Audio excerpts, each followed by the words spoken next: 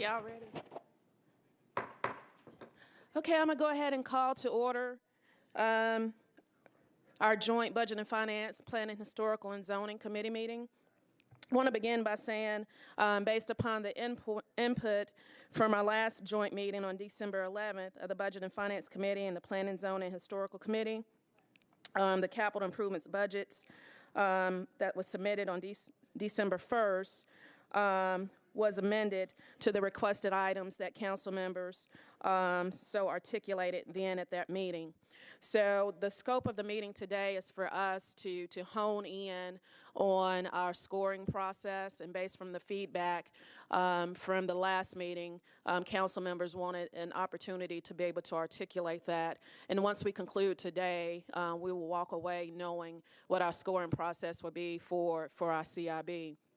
I'm going to go ahead and turn it over to Mr. Jameson so he can articulate our budget process again, our timeline, so that we all are clear and on one accord. Mr. Jameson. Thank you, Madam Chair. Just a quick review of the timeline that got us here. The previous schedule for community improvements budget had long been considered challenging for council members.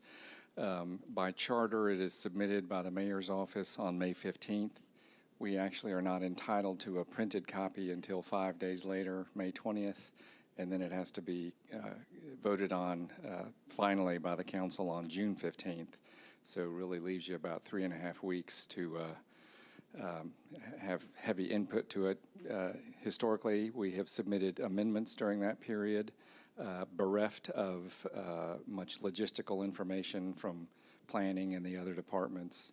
And all of this, of course, occurred in the setting of the operating budget, submitted May 1st and due June 30th, and for the last couple of years, the capital spending plan. So it was really a crunch time and did not afford council members really adequate time to contemplate the CIB and to prioritize it. So the rules were amended.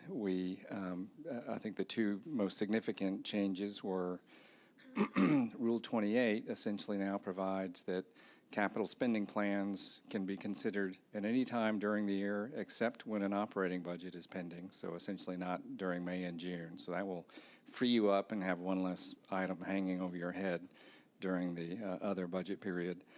And then Rule 17, which is the rule really applicable to capital improvements budget. And under the new procedure that began this year, in mid-October, requests were submitted to planning. Planning then spent that month and a half until December 1st, submitting reports to you on each and every request. And then now, under the rules, the Joint Committee meets to prioritize those requests to submit that to Finance and to Administration. And I will turn it back to the Chair. Thank you, Mr. Jameson.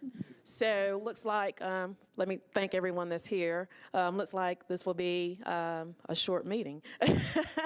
Council Lady Weiner, and also I was going through my emails. I do have some other suggestions from other committee members. So if you want to go ahead and articulate these, you can press your button so you can get in a queue, and we can have a dialogue as we want to proceed with our scoring process. Council Lady Weiner. Thank you, Chair. I appreciate it.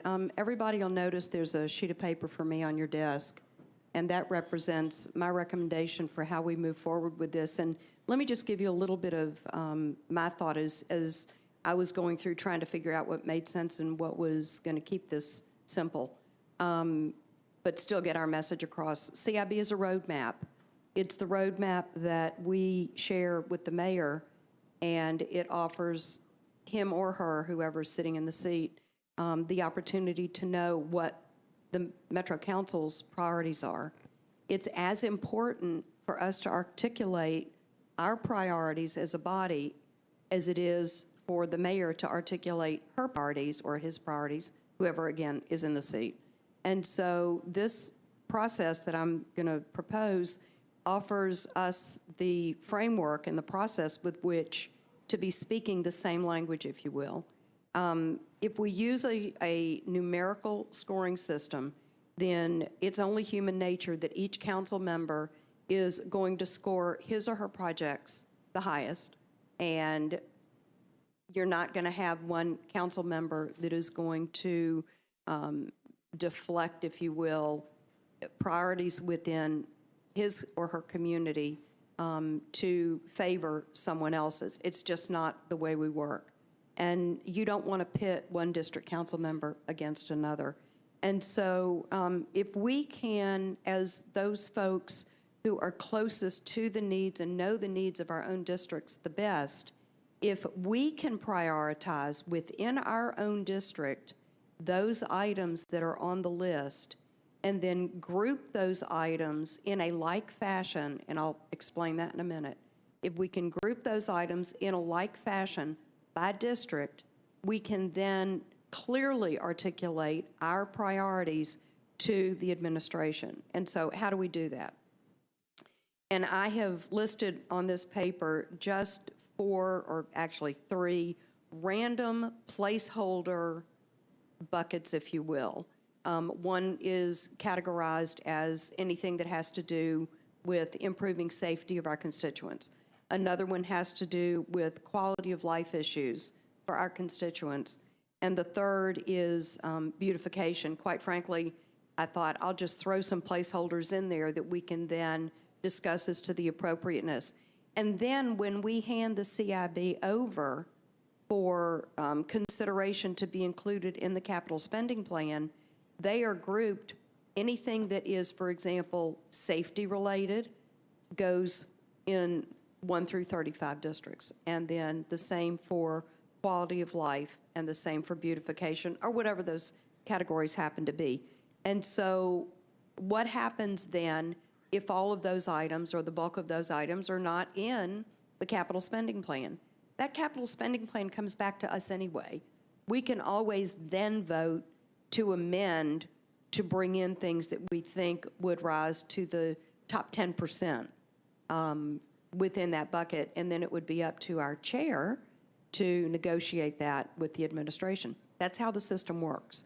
And so it just seems to me that instead of pitting one district council against another district council, that we find a way that we as a body can collectively articulate what our priorities are, and no better person does it come from than that council member who represents the district that he or she is closest to. Thank you. Thank you, Council Lady. I know we had a couple of council members. Oh, now it's lighting up. Thank you. Councilman Cooper. Thank you, Chairman. I just wanted to thank Council Lady Weiner for her work in this and her comments today. We clearly have more worthy projects than we have money for. So what to do, how to handle that problem. And under this system, every council person who represents the same number of people will have the same points in their scoring, and that embeds each council member's perspective on priorities in the process. And this, I want to remind everyone at home and here, is scoring that only happens once the departments and planning have themselves evaluated the projects. So this is an additional filter or prioritization that I think is going to be useful going forward. And we haven't done this before. And we have not done this before, but each department and planning will already have scored it, but then we still have too many worthy projects. And so then this allows each council member in a quantitative way to add perspective and to create priorities on this system. We're all learning together as Nashville evolves, and I want to thank the chair lady for this, and I want to thank Council Lady Weiner for their both hard work in trying to get priority money to priority projects. Thank you. Well stated, Councilman. Thank you so much. Council Lady Allen. Thank you, Madam Chair. I'd just like to offer maybe for the purpose of discussion, if nothing else, another way to think about this in addition to the 100 points that each of us could be allocated, perhaps. I don't know what that sum of money would be, but another way to look at this might be to say, I, as my council member for my district, can prioritize what's in my district by saying, if I've got, $3 million to spend, I can rate my projects in my priority order until that $3 million is spent based on the estimates that are in there, knowing that I really don't have 3 million, but that at least gives me a way to say, I mean, I think it's interesting if we do the 100 points, I could choose to put my single 100 points on one project, but it might be a very small project that from a funding standpoint doesn't necessarily reflect how much we've actually got to put into the capital spending plan. So again, just maybe for the point of discussion, another way for us to rank them would simply to say, just do 1, 2, 3, 4, 5 until you've allocated $2 million, or someone could help us think through what that amount might need to be.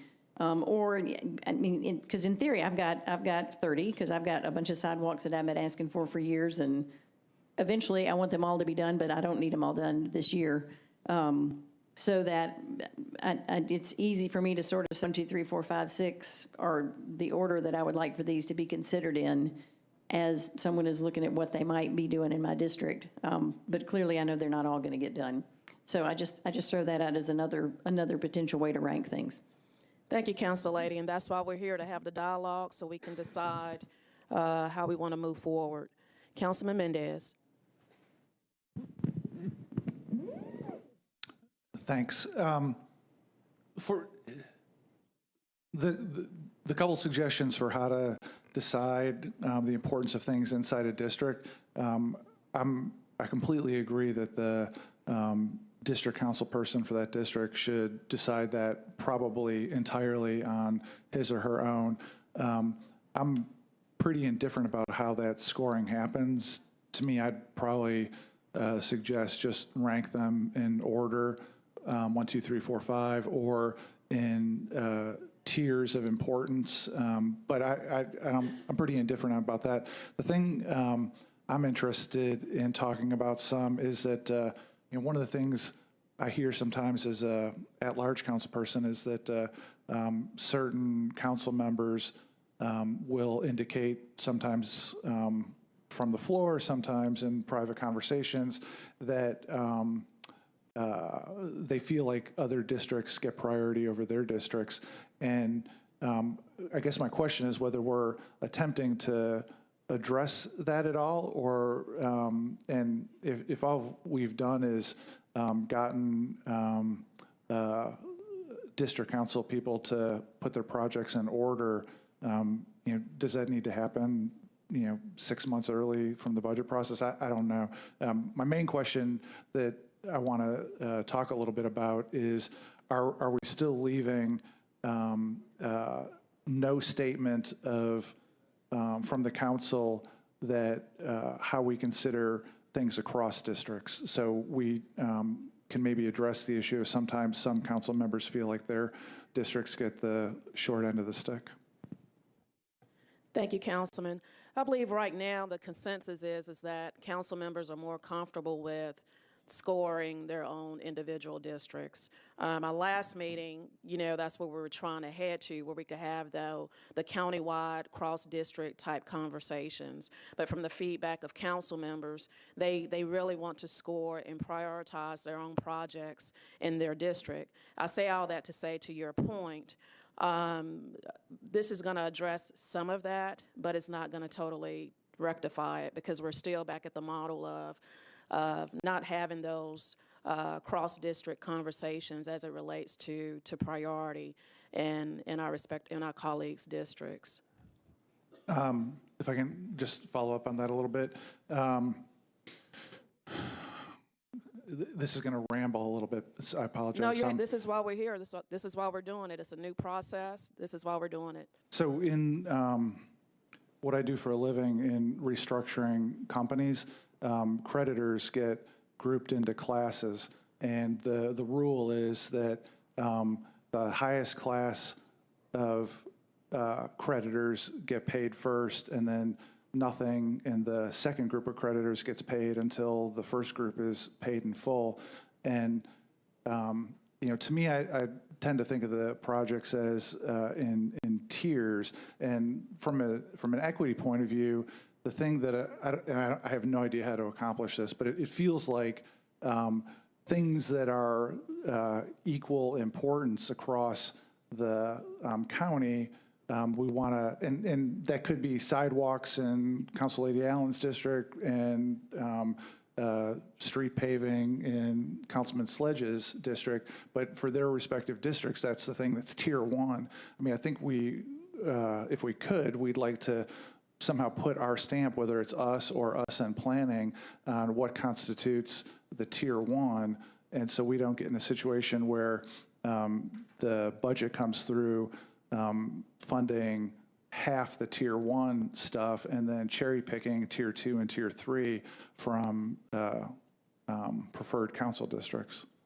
I don't know, planning, is there, anybody have any bright ideas? Or from missing the conversation last time, am I just rehashing stuff everybody's already talked about? Ms. Logan, you want to see if you can provide some insight if we were to go to that model? I think that would indeed express a countywide prioritization, and that was some of the discussion last meeting. However, in this particular case, we'll be deferring to the council members and the council office on how you all would like to prioritize projects. So that's a very nice way of saying if 35 district council people can't get on the same page about what constitutes tier one, then forget about it? I think she's ultimately saying that it's really up to us how we prioritize projects countywide. Okay, well, my main sense of this is I don't have a district and I got to defer to the 35 district council people. I would love for us to be able to figure out how to figure out a tier of projects that constitute the top tier, and from an equity perspective, manage to get all those funded before the tier two, tier three things get funded. And if there's not a way to figure that out, then so be it. Thank you, Councilman.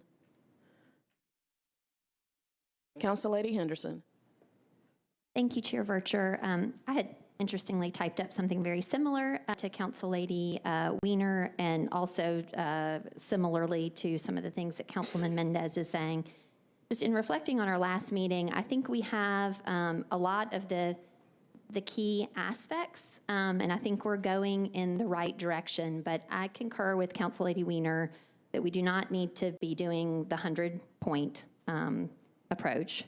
Additionally, I think to Councilman Mendez's point, I think what we're trying to do is kind of transition to more objectivity, but also allow council members who understand, the particular nuances of their district and so forth, that, we as council members, could not or should not be able to advance a project, as our top priority that frankly doesn't have merit per our strategic plan, per walk and bike scoring. So to Councilman Mendez's point, in line with the work that Mr. Claxton is doing for a particular sidewalk project, hypothetically, it has its walk and bike strategic score. How does it align with the Plan to Play master plan as it relates to access to parks? Where is it as it relates to our priorities as a council of helping people walk safely to school? Some of those things are baked into the walk and bike strategic scoring process, such that, again, in line with what Councilman Mendez is saying, that, we can still, I think there's merit in us looking at, internal to our district, our kind of our priorities internal to our own CIB list, but also as far as deciding what advances into the capital spending plan, I concur. Like, it should have council member input, but it should have merit objectively based on strategic planning, walk and bike scoring, all these processes and plans and things that we do. So we now as a council have, and this mayor's administration has said that walkable infrastructure is a priority. So we are funding that presently at $30 million a year. And so, we have 35 council districts. I think, what I'm hoping from a budget and finance perspective, I served on budget and finance, public works, parks, sat on this walk and bike strategic committee. is that, is $30 million in funding for sidewalks appropriate? Should it be 35?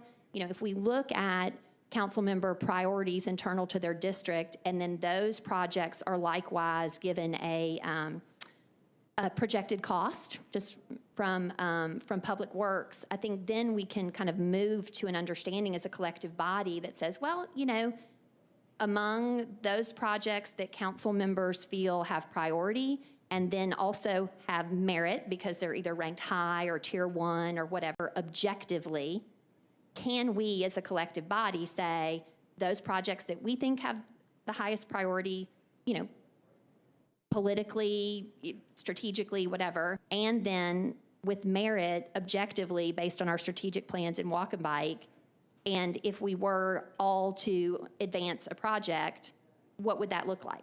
You know, would that be $35 million? You know, likewise for bikeways. I think, you know, we as a body and the administration, when we look at what are our collective priorities, to Council Lady Allen's point, that all goes back to funding. Are we funding bikeways appropriately? This council, as part of the last capital spending plan, we knew that through the Walk and Bike strategic plan, there was a priority bike network that had already been mapped, preliminary engineered, and so, you know, we put more money into bikeways based on that strategic plan and goals, but where are those bike lanes?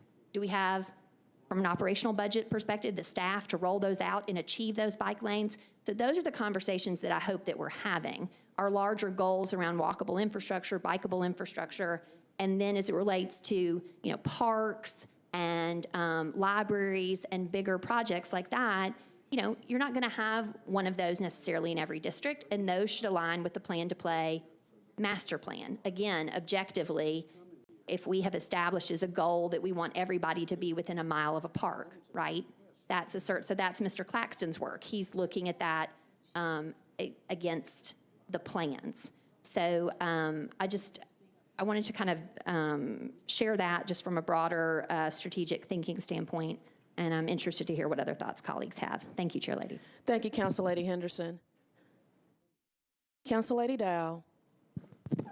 Thank you. I appreciate all the insight and how we're thinking about this, and I'm glad that we're going to where we can have us as council people put in what our priorities are. I don't have a problem with the 100-point system because I see it as this is what's priority to me in my district of getting funding.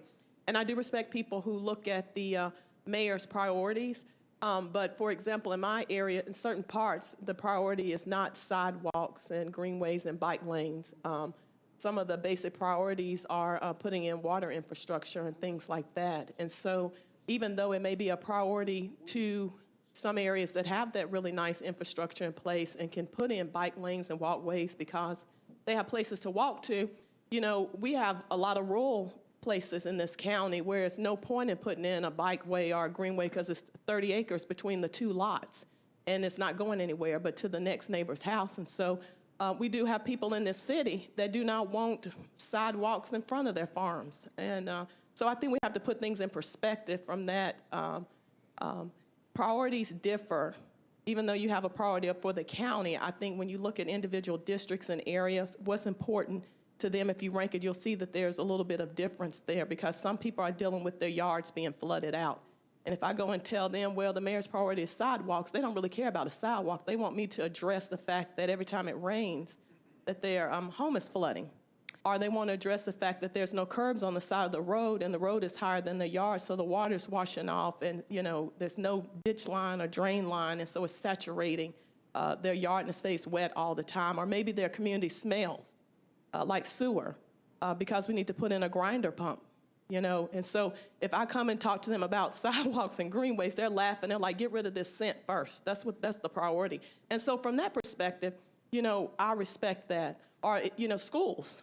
You know, my district, when you got 30 people in a classroom, some sitting in hot portables, they're not really caring about accessibility to the school because once they get there and have to sit in those seats out in a portable and the classrooms are taking up the recreation space, so now they can't have after-school activities, then that becomes a priority. So I do think that it's good that we have like what the priorities are for the city. But I think even though we say bike, school, education, safety, whatever, I think when you break it down based upon little areas, you're going to see how it differs based upon some of the rural areas, some of the areas that have a lot of density, some of the areas that have a little less, and so forth. So I like this system.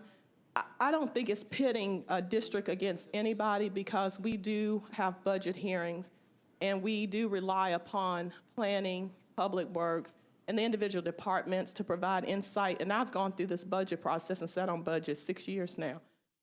And even before then, I was giving some insight to my council person on what should be our priorities and asking for money for certain things. So what I see this is just for us to let you know, which I've done this for the last 6 years, these are the things that are important to the people in my district, and look and see with the people in leadership how they, feel about these projects and whether they think they're a priority, and then help them prioritize into what they're doing to get funding for. So I think we're making it a lot more complex than it is. I really do. I think going in here and just writing down what you think is priority and putting points on it, and that's it. I mean, I don't think it's that complex. I think what will come out of it is each of us will have what our top projects are. And we will decide together when we go through the budgeting process whether they're worthy of putting in and funding. But I just think it's a really simple, maybe I'm oversimplifying it, but I will go in here and put like 1, 2, 3 of my first 3 things, and then when it goes in there with the departments, whether they pick them up or not, that will be what my district is. And if sidewalks or library or somebody else's district is more important, then it's just, that's just how it is. But those are just my thoughts on this. Thank you, Council Lady Dowell. Were you seeking additional recognition? I'll turn you back off. So what I'm hearing, the consensus is that we are going to score our own individual districts. We are in agreement with that, correct? Yes. Okay. So now what we need to hone in on is how we want to score. It's been suggested that we do a ranking, and it has also been suggested we do the 100 points and designate accordingly. I think want to thank Council Lady Weiner. However we come up with the scoring, whether it's the ranking or if it's the points, designating them into specific categories can be beneficial also. Infrastructure, safety, quality of life, and so forth. But we can continue the dialogue, and at the conclusion of the meeting, I want us to have our scoring down.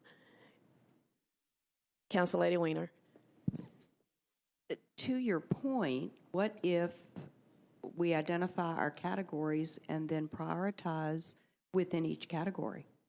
So if you have safety, quality of life, or whatever those, beautification, whatever they end up being, and you identify what category within your own district, and then prioritize within each category, should be pretty specific as to what it is, the messages that we want to send.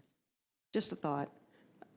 I would think in scoring and evaluating what your priorities are as a district, council members would be doing that, but I don't want to make, we all evaluate differently, so, yeah. I'm just trying to come up with a way that it's consistent across the county, district-wise. So you're saying for us to create our individual categories within our respective districts and score the categories? So what I'd like to suggest is we all toss out categories of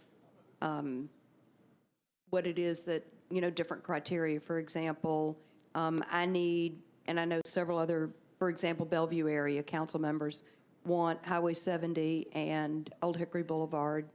We want that intersection fixed. That's a safety issue. So that goes under the category of safety. And then we have, in terms of quality of life, we want a dog park because we don't want to have to drive across town to a dog park. Or we want a convenience and collection center. That's a quality of life issue because we don't want to drive across town to dump our stuff. So we put those things in there, and if we have 5 items within District 22, for example, then those 5 items that fall into quality of life get rank ordered. What do I think in quality of life is the most important? A dog park or a collection center? And so within that criterion bucket, if you will, then I'll identify which thing is the most important. Having said that, I think we all need to collectively decide consistently what those buckets would be, what those criteria would be. Council Lady that. Henderson.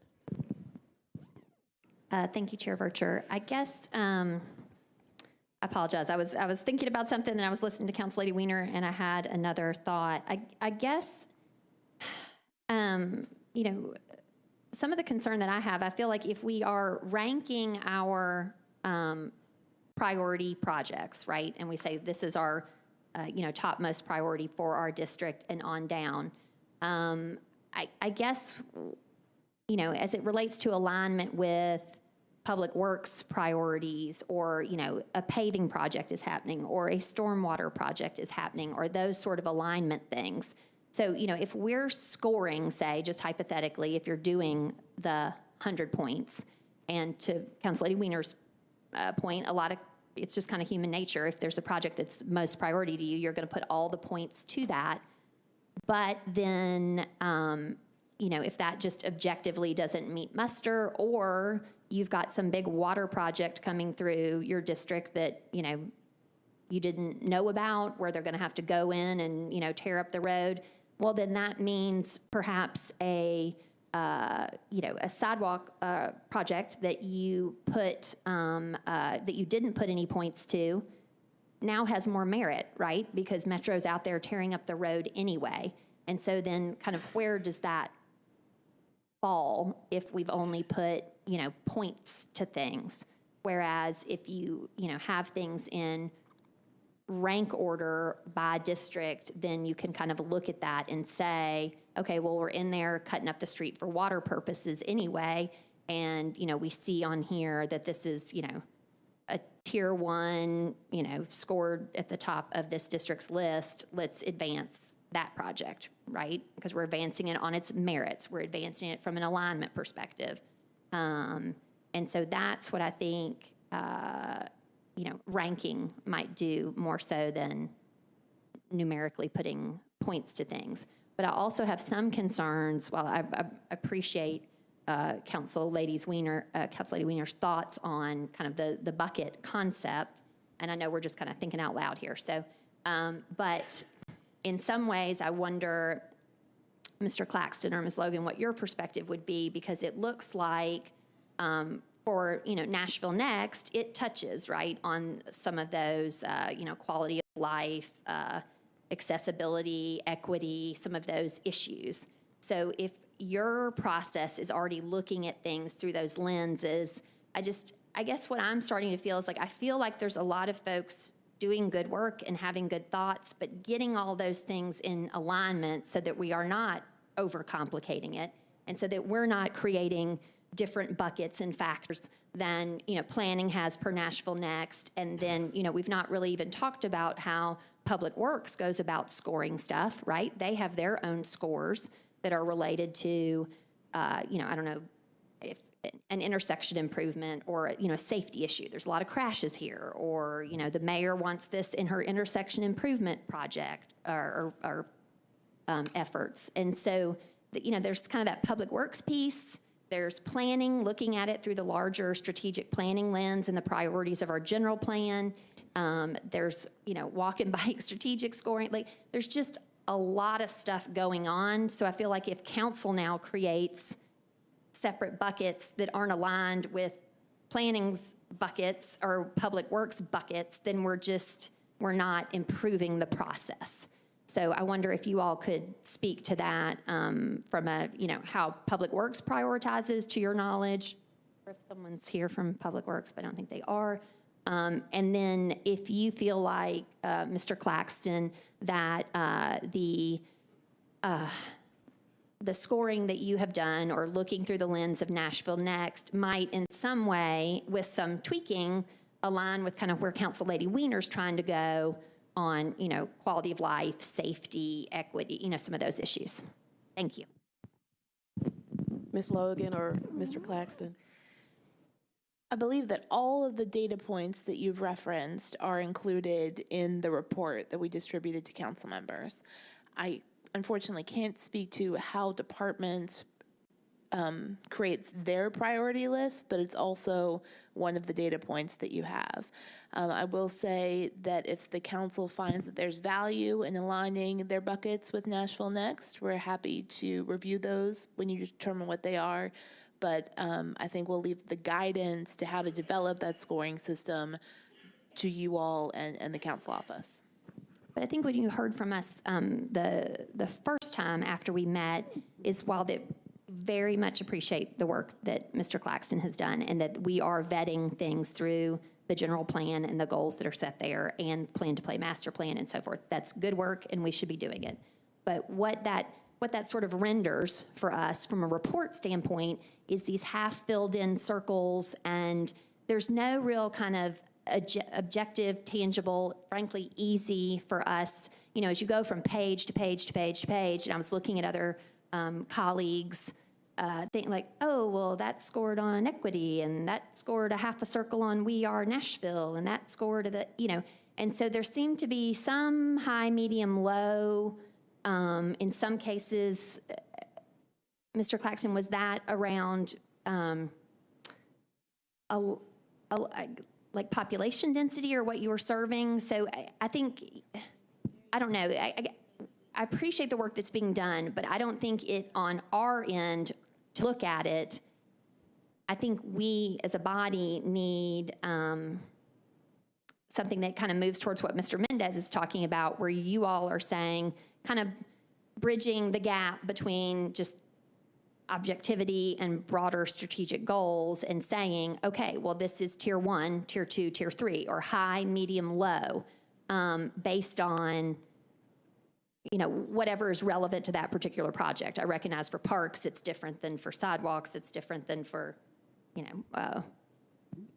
water and how water prioritizes. I mean, I completely concur with the council lady. Every district has different priorities, and I did not mean to suggest that, that we collectively are going to say, sidewalks are more important than stormwater infrastructure. Of course not. But I wonder if y'all can speak to if you see any possibility on your end. So I hear what you're saying, Ms. Logan. You're not going to rank the council's CIB projects, and that's not necessarily what we're asking you to do. But I'm just wondering if the information that you're presenting to us in a report could be presented in such a way that would make it, frankly, easier for us to rank them. See what I'm saying? Like, I don't know. So we had intended when creating the document to do it in a framework that made it as easy on you as possible. And so we tried to do it in a way that was easy to compare projects across types of projects and across council districts.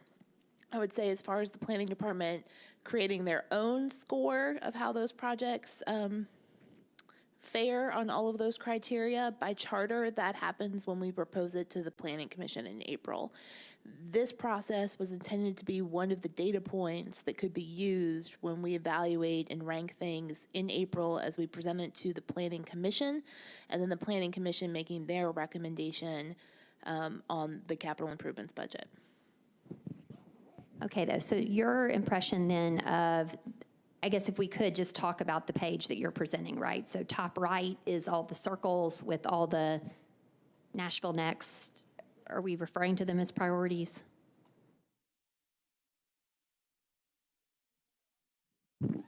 You want to bring up the presentation from what we had last meeting? We can do that.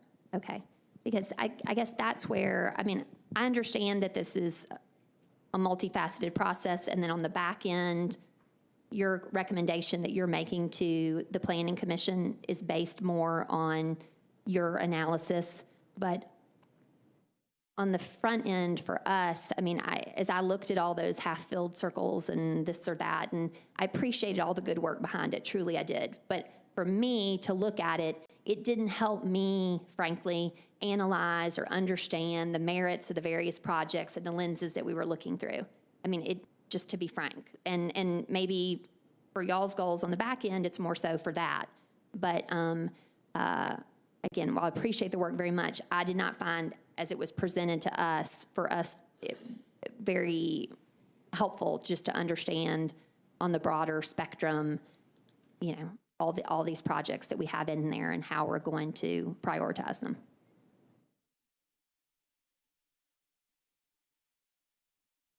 Was that a question? They're looking at me, Council Well, Lady. I guess the More of a question statement or a comes question? in, Mr. Claxton or Ms. Logan, as you thought through, okay, we're going to fill in circles all the way full, half full. I mean, if you could just speak to that a little bit more, and/or is there a way that, again, without, and I'm not saying that you all should score or rank them, but for us to look at things that are, you know, on 4 or 5 different points, various degrees of filled in circles, I just, do you see there's an opportunity to distill that in some way that might be more helpful for us? I don't know if other colleagues have thoughts or can amplify that question, but you know, in colleagues and looking at other reports, I mean, I don't know if other people have thoughts on that, but I'm just finding it. I understand why it's being done. I appreciate the work, but I don't understand how it's helping us arrive at what our priorities are. Council Lady, we'll get assistance from our former chair of planning, Council Lady Allen. Thank you. I'm actually speaking as a spreadsheet freak.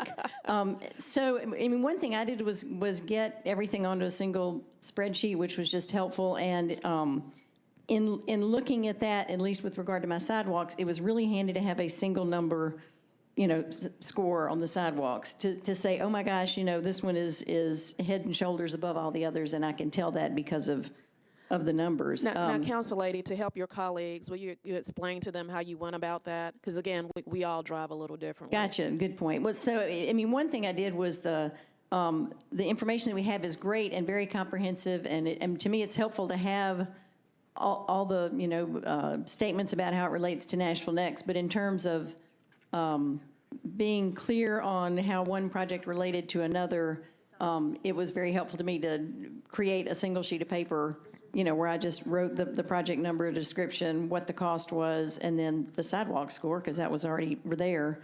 You know, and then you can sort them in order of how much they cost or what their sidewalk score is or whatever.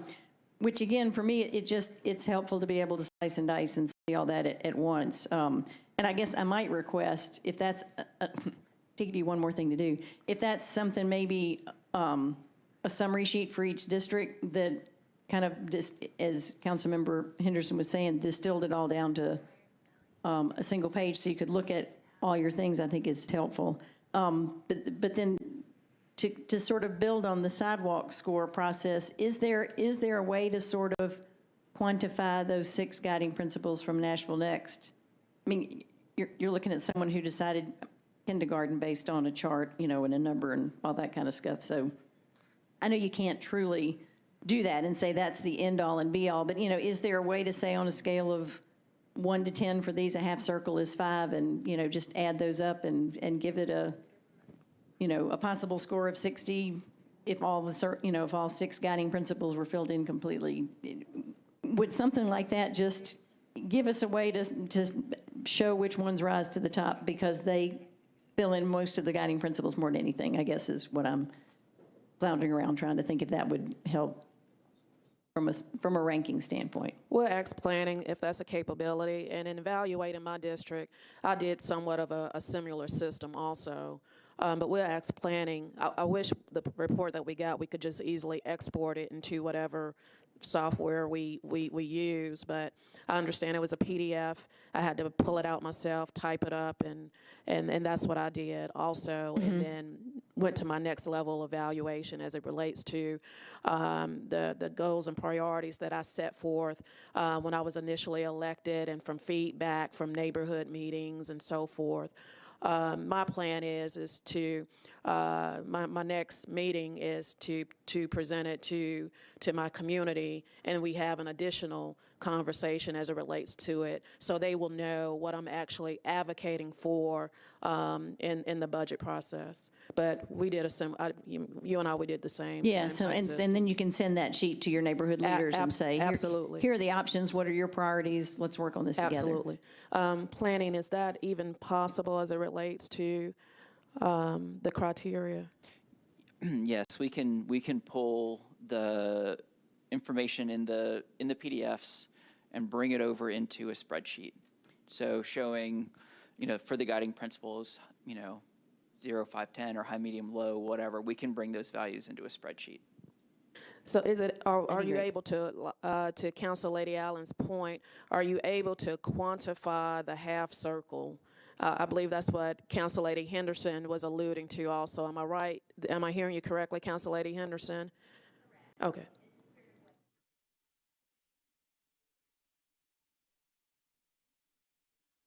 Microphone.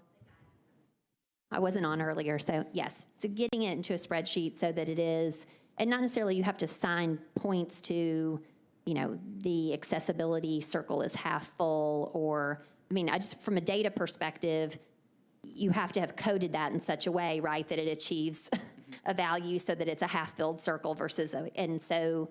We're trying to get to the point to measure the degree of what the half circle means when we're looking at it. Right, so that renders in spreadsheet form so that you can say, okay, on the point of the Nashville Next Guiding Principle of accessibility, then you could sort that whole document by that accessibility principle and see what that meant. You could sort that whole document by education, environment, and I think that would be worthwhile as we talk about kind of collective priorities, right? But it's also helpful in turn to our own districts. Yes. Thank you, Council Lady. Is that what we're going along the same lines to, Council Lady Allen? Yeah, I think that's helpful. And I guess one thing I would love guidance from y'all is just kind of briefly thinking through, are all 6 guiding principles equally weighted, or is that up to us to decide? I'd love to hear your thoughts on that, and then if it would be appropriate to have the flexibility to say, for me, accessibility is more important than anything. But I'd love your thoughts on that. For our purposes, when we review them, yes. But if the council chooses to elevate one of those in your scoring process, you could certainly do that. Great. Yeah, and putting each of those in its own column would enable us to play with it as we want to. That would be very, very helpful. Thank you, Council Lady. Great dialogue. Councilman Mendez. Thanks. On that last point that we've been talking about, I think the idea of the data we've got in this version is vastly superior to the way it's been previously. And the point that multiple people have been making about getting it in a way that's manipulable is, I think, a great idea. I think I've heard everybody who spoke is going to weight the data differently, and so the key would be on providing the data and making it so people could weight it, manipulate it, sort it every which way. And even after you do that, I think the only thing we can be sure about is that not everybody's going to like it. But I like the direction of taking the vastly increased data and getting it in a version that's manipulatable multiple different ways. I think that's a great idea.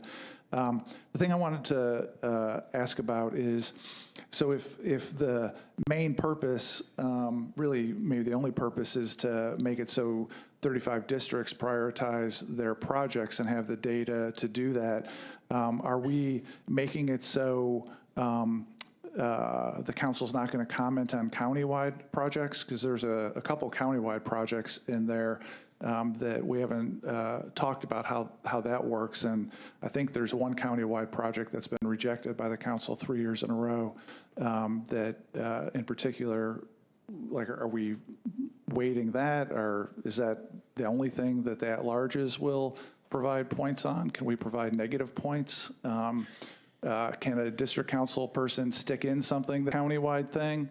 I think we should talk about that a little bit. Great point, Councilman. We're going to come back to that. Council Lady Weiner. I may have missed this when I had to go out and take a call, but something that I've just been sitting here percolating as I've been listening to everybody. Why don't our buckets marry up to Nashville Next tiers, and then within each bucket, we just say, I like this best, then this, then this, then this by district, and we're done, and that makes it sweet and simple. And we can do the same thing with the countywide projects. And may I call upon, or ask you to call upon Mr. Honeysucker to share with us how stormwater handles priorities? I think it's pertinent to the conversation we're having. Oh, absolutely. And just for the viewing audience, departments were not required to be at this meeting, but we do have Mr. Honeysucker from Metro Water. Thank you. Thank you, Council. In regards to stormwater projects, I think Council Lady Henderson mentioned about priority, especially if you rank them or however you score them. One of the criteria is with Metro Water in any project is public safety. That will take precedence over rankings at this time. If it's a public nuisance or it's causing a problem within the community, whether it be infrastructure, as Council Lady Dowell had mentioned, that's something that would take priority over your current ranking. So it does, each department, I can't speak only for any other department, but for Metro Water. So it's very important that we look at that or consider that when you're doing your scoring. And you can't forecast what might happen with the infrastructure within your districts, but if something does happen like that, it will take priority over the ranking of what you all, or the scoring process. So if I might, what you're referring to is if there's a problem that occurs in your district, regardless of where it is in the list of things, it automatically rises to the top. That is correct. And gets addressed in an emergent way. That's correct. Okay, thank you. Thank you, Mr. Honeysucker. Did anyone else have any questions for Mr. Honeysucker? Okay. Thank you, Mr. Honeysucker. Yes, ma'am. Okay, so I want to make sure Councilman Mendez brought up a valid point as it relates to addressing county-wide projects. I think we've been looking at the scope. Well, initially we were saying we would have this cross dialogue and that would ultimately resolve that. But we've decided we're going to score, well, I don't want to say score, we're going to prioritize within our respective districts. We do have 5 at-larges, and as a district council person, just because it's a county-wide project does not mean you forfeit to be able to prioritize a county-wide issue, because county-wide ultimately impacts everyone. I would look to the at-larges. Once we decide if we're going to do the points, if we're going to do the tiers, we still haven't resolved that part of it. I want to go back to what Council Lady Allen alluded to earlier at the beginning of the meeting. You said it would make it much easier if you knew you had $3 million, and then you can prioritize accordingly. Could we not look at the 100 points in the same manner? I mean, you have 100 points. This is what you have, and I hate to say this, but this is what you have to spend. Could we not use the 100-point system within that same frame? I'm just asking. And as a committee, we're talking this through. It's new. I would like to hear what your feedback is as it relates to that. And before we go to that, though, if we did utilize the ranking system, I'll ask Mr. Jameson, how problematic would that be and compilation for our staff. The gentleman that will have heartburn on that question is sitting behind me, and so I don't want to put. Do you mind commenting, Slade? I don't want to. We will get done whatever the implementation process is. Can I make a comment that you didn't ask for, but I just Absolutely. feel Like compelled? Vice Mayor say, the floor is yours. If it helps at all, just sort of covering the history of this for the past several years and past several administrations, and what has been a concern of this body is that, and I speak as a former council member who submitted CIB projects that just went into the black hole, and you didn't know what happened to it. And you had a project that struck you as a priority in your district. It seemed a high priority to your constituents, and then an adjacent council member got a project that seemed relatively less significant, and you don't know what the significance was, or what the delta was, or what the difference was. And the body was constantly in discussions about, so-and-so who has a better relationship with the administration gets his jobs done and I don't. And that the fact that the body never had a collective prioritization system was our curse, because you could always be played off each other because you never collectively prioritized. So whatever the scoring system is, be it buckets or points or whatever, I'm telling you, you are so close to getting to a point that you've never been at historically, and you've never been able to play against the administration. We used to call it the 34-39 routine, because you'd go into the administration's office. Can you just share with me, Mayor, why this project wasn't funded? Well, there are 34 other districts, there are 39 other council members, and we just had to make decisions with a limited amount of money. If for the first time this body can do the tough work of collectively prioritizing, then that excuse is gone, because there is a single document with a single, at least a high tier or numerically ranked projects that don't come easy. And I know this is difficult, and I know every meeting you have to make squeamish decisions where you have two council members who are after a single seat, or a council member who is pressing an unpopular zoning measure that is difficult for you to support, and they ask you for it point blank, and it's difficult to make that call. I think if you can get past that and do that difficult negotiation, you'll no longer be played off of one another. And however you decide to cross-reference others, I think it's going to be worth it to you in the end. The only other logistical thing I want to point out is that there are some council members that have proposed projects that are not in their district. I keep citing Councilman Elrod's flood wall proposal as the example, but that's just not in his district. And if he can't vote for it, or others with similar situations, that might be a problem. But at the end of the day, if you stick simply with prioritizing solely within your district, then you're back to where you were. And you don't have an ability to tell the mayor that the collective will of this body are these projects. That's my unsolicited advice. Thank you, Mr. Jameson. Council Lady Henderson. Thank you, Chair Vercher.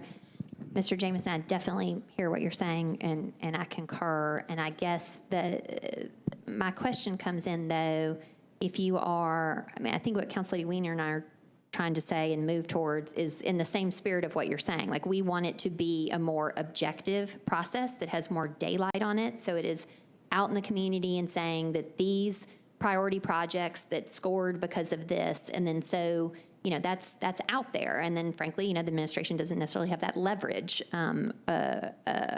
over us.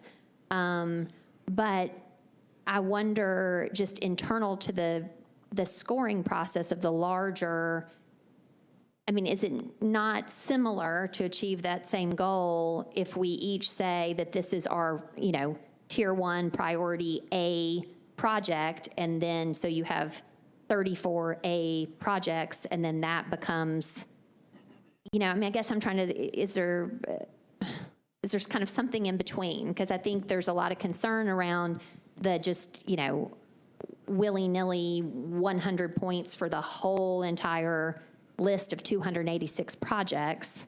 And that is there a middle ground wherein if we all, score, say, internal to our own district, and then how that just bubbles up, right? When there's no bartering and talking and whatever, it's just that kind of scores out, right? Because I gave 70 to this and 30 to that, and there they are. Can you speak to that a little bit? I mean, is there a kind of a middle path here to achieve what you're trying to achieve, which I think is great, but then, just from a process standpoint of how we kind of get there, I don't know if us all just kind of scoring like that helps us also likewise move towards the kind of budgetary decisions we need to be making around, are we spending enough on sidewalks? Are we spending enough on bikeways? Is there enough in Parks' budget? Those just more kind of big picture questions. Sure. Two things. I'd start with the good news. This will be messy. We're clearly messy now because we're inventing a new process, and we all know we're going to come back and probably tweak this to get it right multiple times. But it'll only get better from here. And the number of requests, I can't imagine we'll get close to the roughly 300 we have now, because we won't be backlogging anymore. So it'll be a difficult period this year, and then I think a far better process than we've ever had in the past. I can't figure out that middle ground. The appeal to me initially of the 100 points was that it's an exhausted number. You get 100 points, and if you're awarding them into tiers or buckets, that doesn't deplete your ability to keep awarding things into tiers and buckets. And then the mayor gets 40 buckets, and there's no way to tell her that she's wrong when she picked these 10 and not those 10. The only way to get that my feeble mind could come up with was a percentage-based system, and you could do it in dollars figures as well. But something that, yeah, it does require awkward, difficult conversations, but it's one time.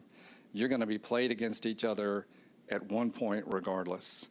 And I would suggest, rather than getting played against each other by an administration, and I know we're all not talking about this administration, they've been a delight compared to others, but that is the historic struggle between this body and the administration, and getting played against each other by them, or do it when you're negotiating with each other. And that's the best my feeble mind could come up with. I think there are smarter people in this room that can find that area in between, and I'd leave it to you. Well, Mr. Jamieson, I guess my question comes in, and, maybe there's just no way around this, but,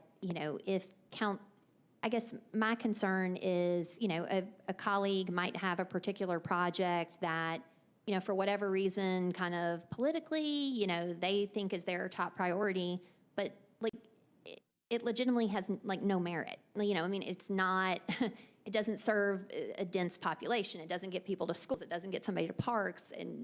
And so kind of where does that, from the community standpoint, right, there's us as it relates to the administration, but there's also the citizen, right? And so heretofore, I've been in that position as a neighborhood leader and had my council member tell me, well, I put it in the CIB. And I was so excited, oh, we finally got that project in the CIB, realizing, oh, meaningless wish list.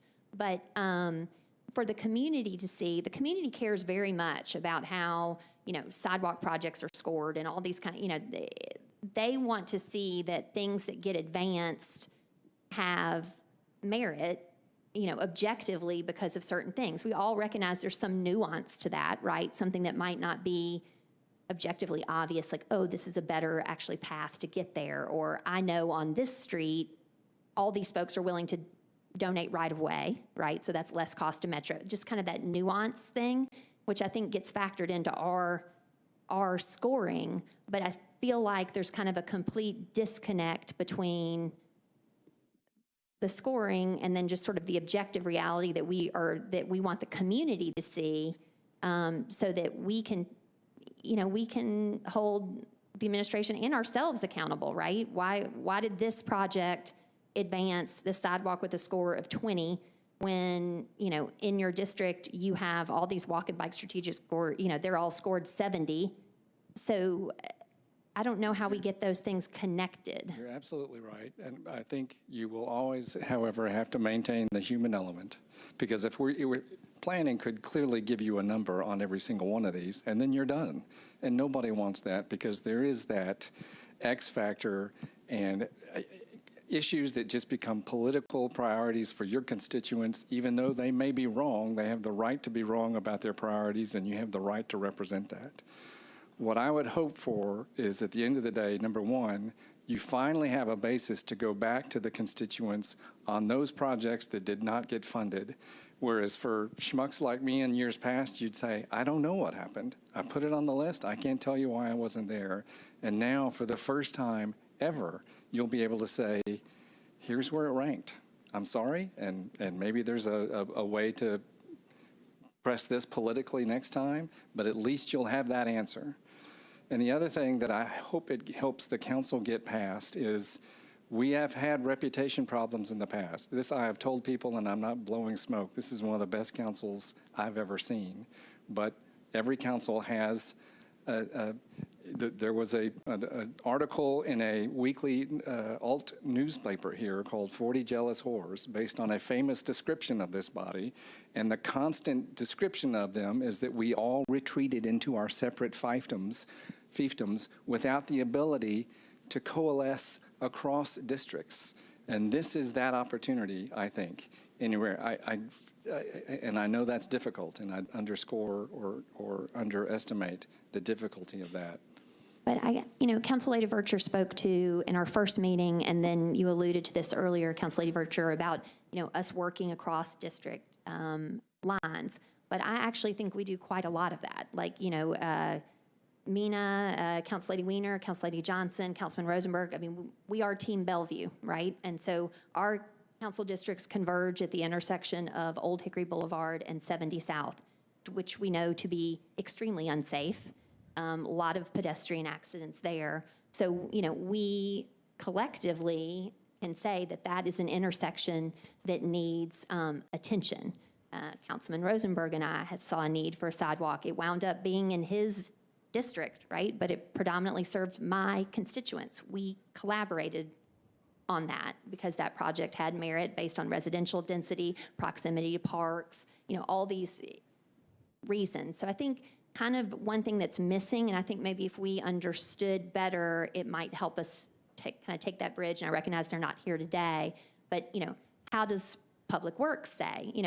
I guess based on our CIB, right? That's been given to Public Works, and they have scored that based on their priorities, which I assume are the administration's and safety-related, stuff. But I don't know that for sure. So, I just feel like there's a lot of cooks in the kitchen, and I concur with you that we as a body need to do what we need to do. But I just still feel like there's somewhat of a disconnect on how all these different entities, and I want them to likewise equally be daylighted.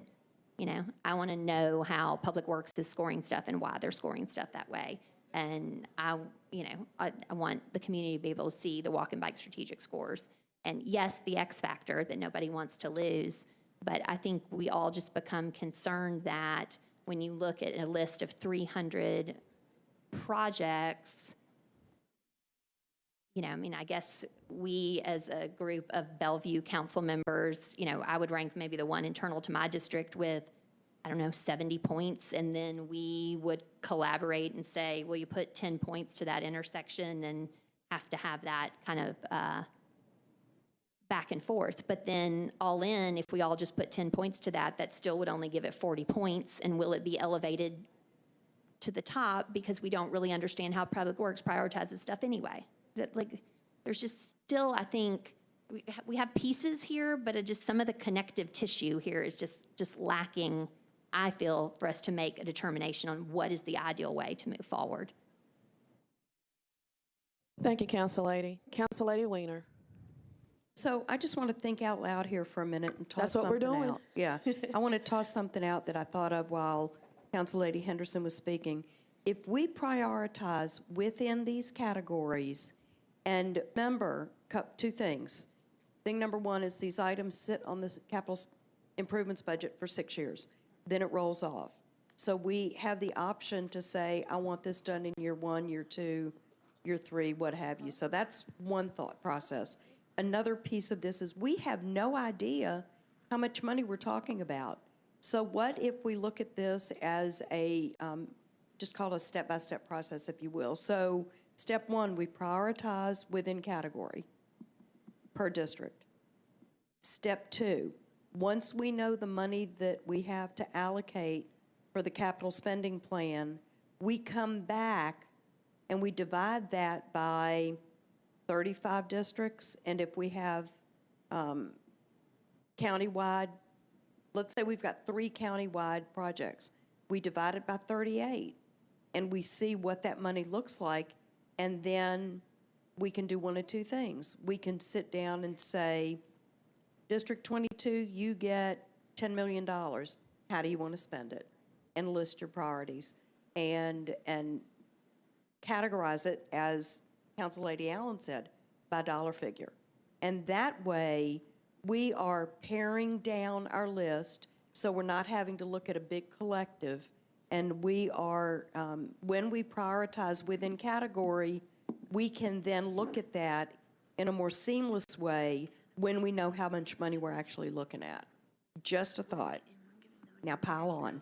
Now, Council Lady, what's our scoring to prioritize by category, by district? So if we take the Nashville Next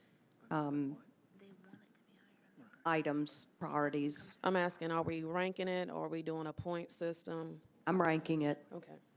I'm ranking it because I'm doing it within my district. So I'm going to rank order it within the categories. And then once I know how much money, I'm going to allocate funding based on my knowledge within my district and the bucket of money that I have to work with. But we're not going to know that until we know how much money we have to deal with, and that changes every year. Absolutely. Council Lady Mina Johnson. Thank you, Madam Chair. And thank you, Mr. Jameson, explaining why we are doing what we are doing. Because I missed our last meeting, and I was in the process of watching our last budget and planning joint meeting on the YouTube. So I had about 100 points, and each district person have 100 points, and then at large have additional 100 points, and trade and put so forth. And quite frankly, I was confused, why 100 points? But if the purpose of point or ranking, whatever the method we choose is just avoid going into the black hole, and as a body, collective body, and decide what must be the prioritized project to, this is the method and mechanism to decide the prioritization, now it makes sense. So for that, I think what I'm hearing best mechanism is kind of bucket for safety or beautification or whatever the bucket might be, and create some kind of bucket, and then each district council person prioritize according to that bucket will make more sense to me. Because some district may have 30, 40 projects, and some district may have only 5 projects. But in this, project, we can categorize by a bucket and then prioritize, may be able to see it clearly.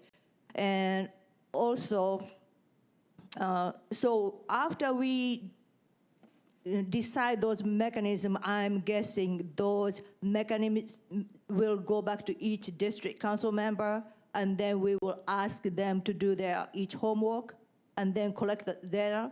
Because otherwise, we as a budget and planning, we cannot, decide a prioritization or a ranking system for other council district. So am I understanding right?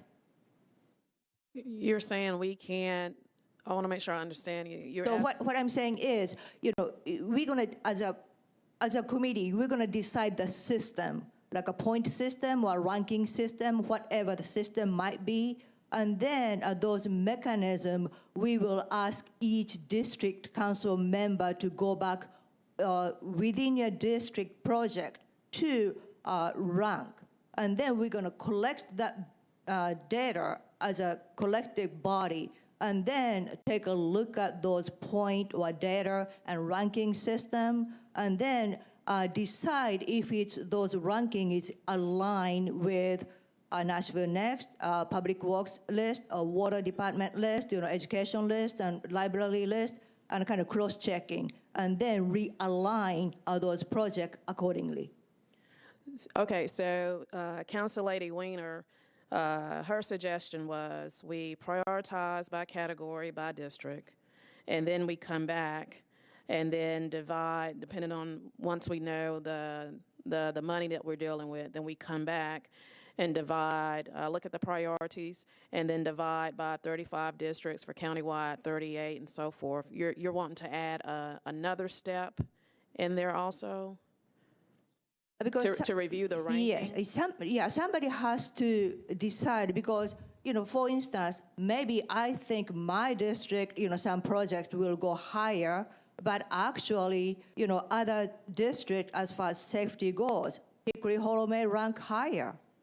So if that's the case, I may have to kind of step back. Yes, I feel strongly about my project, but I don't want any other accident happen to Hickory Hollow. So yes, I agree with that. Project has to go forward before me. So that might be that kind of, that's what I was thinking we are doing as a collective deciding. Am I missing something? Council Lady, I think that may lead us down the road of scrutinizing each other's priorities if we did it in that manner.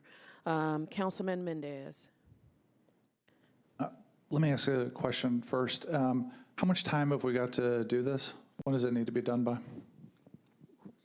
We do not yet have the deadline from finance when they will require all essentially CIB components. It has traditionally been in late January, so we are just safely calculating mid-January.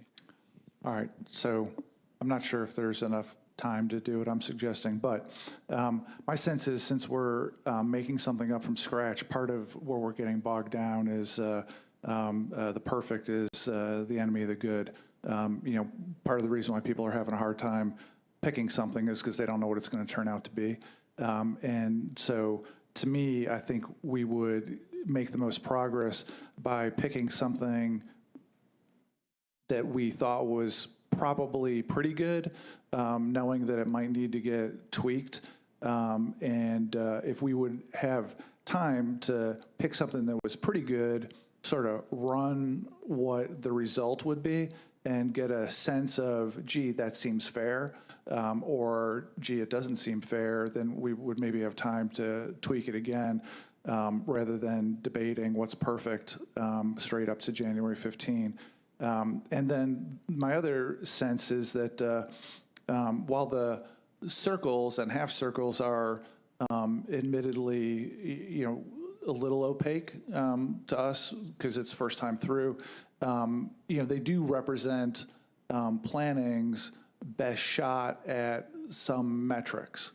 And I would, after listening to everybody talk, I would probably say that we take Council Lady Weiner's categories, whatever they might be, try to figure out how much money got spent in the current year's budget on those categories, and say we're gonna see how it feels if we use that amount of money, and then I would have basically basic math where you would use the 100-point system and multiply the number of points by how many circles there are, and that's basic math, and take the number of projects that filled the budget for the current year, and that would be tier one, and that would incentivize district council members to. This is to Council Lady Henderson's point. It would incentivize council members to put points toward projects with lots of circles. Because there would be a multiplier effect between your points and the circles. And if you decide to put 70 points to something with a half a circle, it just wouldn't fare well. It would also incentivize people to, instead of putting points on a lot of projects, it would pick the ones that were most important to them. And the one thing we would know is that it wasn't going to be perfect, but we would be picking something pretty good and having a feels-like test of how it turned out. And if there were time to do that, we could get a sense of fairness. The one thing that I know it would be wrong with is what to do with the at-large council members, because we can't have 100 points to throw around to different districts, because I think that would skew the math. And I would hate to say to exclude us from that, but I personally, for this first year, I would say get rid of the county-wide projects, focus on the district-only projects, don't have the at-larges assign points, just let the district council members assign points, have them allocate the 100 points, multiply by number of circles, apply this year's budget, see what would have made the cut, and get everybody's sense of whether that feels fair. And I know I'm the third consecutive person to suggest something different, so I apologize for that. And Madam Chair, can I follow up? Yeah, with Mr. a question? Jameson. And Councilman, would you envision in that scenario, the remaining question being of whether or not council members can vote across district lines?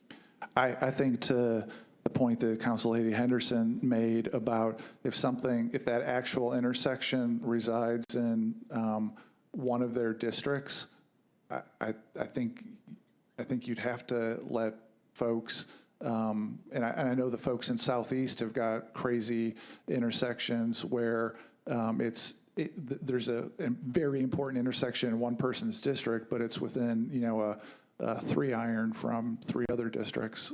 So I think you'd have to let people join up and concentrate a lot of points on something that was important to multiple districts. Council Lady Allen. I've got so many things I'm thinking about. I appreciate what Councilmember Mendez has suggested with regard to looking at last year's budget to help us think through how the buckets get divided up, because that was the part I was trying to think through is if we assign rankings within buckets, then we then have to decide how much money does each bucket get to figure out which of those we go to. Within my district, the allocation within buckets is probably not the same as it is countywide. So I'm still trying to think my way through how specifically dividing my ranking into different categories is beneficial when in my district, sidewalks may be the most important thing, and that's how I want to do it. Your microphone is on, Councilman. You can use it. That's where we'd be trying to leverage how many circles. If something's really important to you in your district, which I would love because it's important to me because I'm in your district. Right. If it ranks in this little circle construct as not very important to the county as a whole, then it won't have a bunch of circles.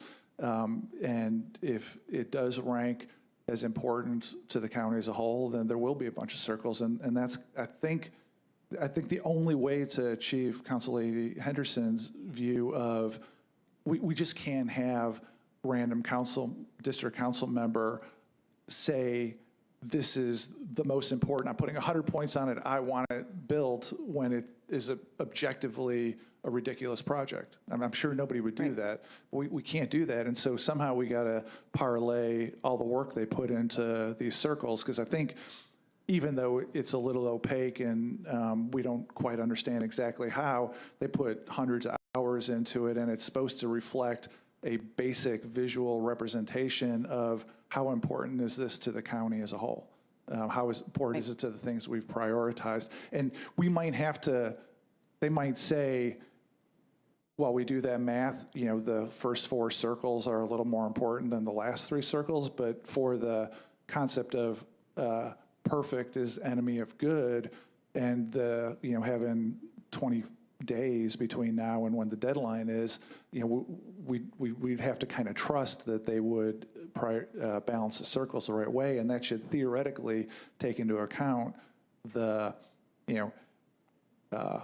if sidewalks are important to the whole city and you put all your points in sidewalks, that should make a difference.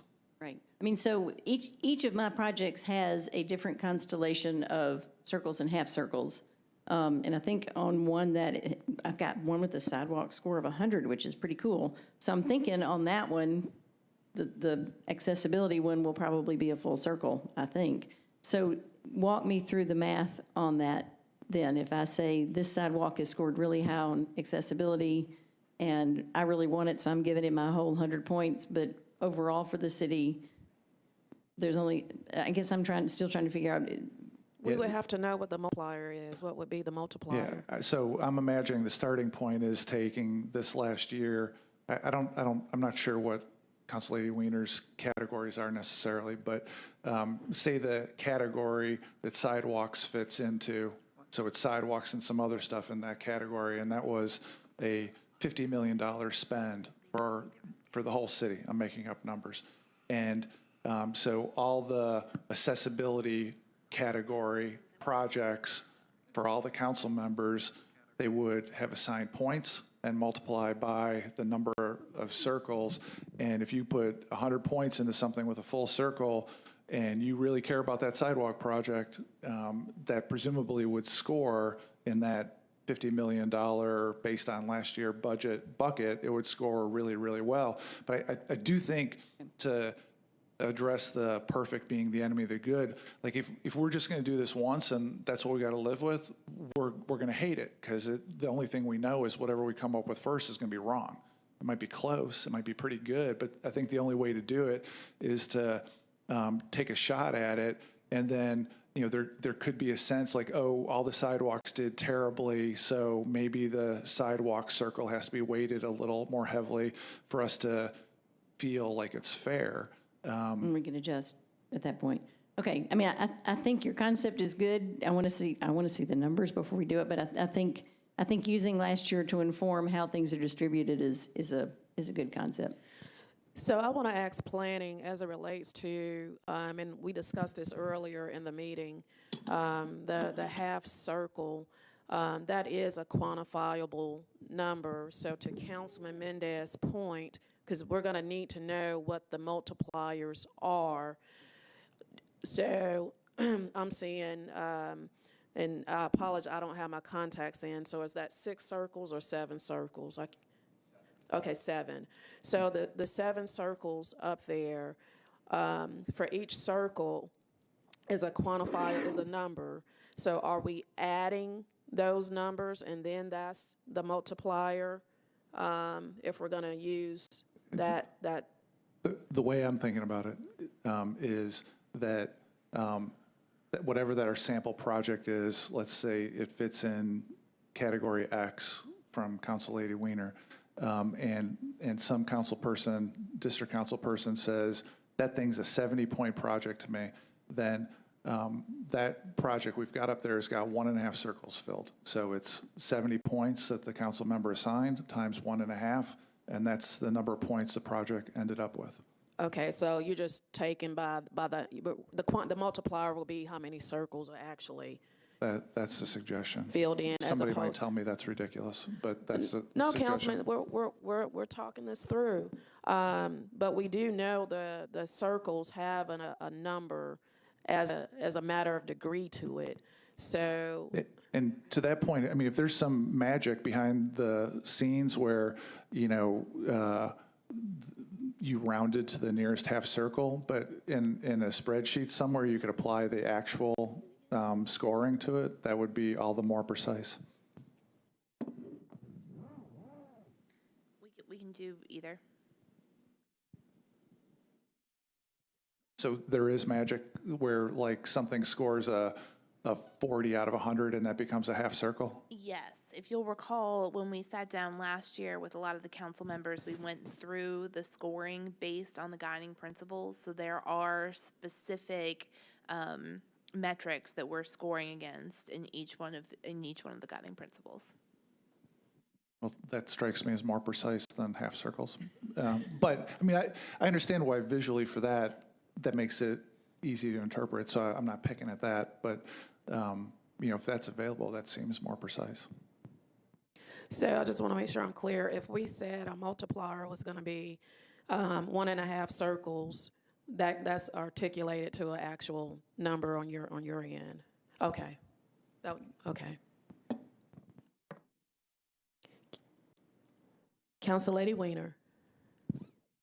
So if we marry the priorities that I think I may have to quantifiable guiding principles, that allows us to have a hard and fast scoring system that works.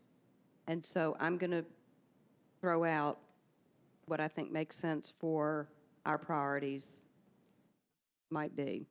One would be health and safety in one bucket.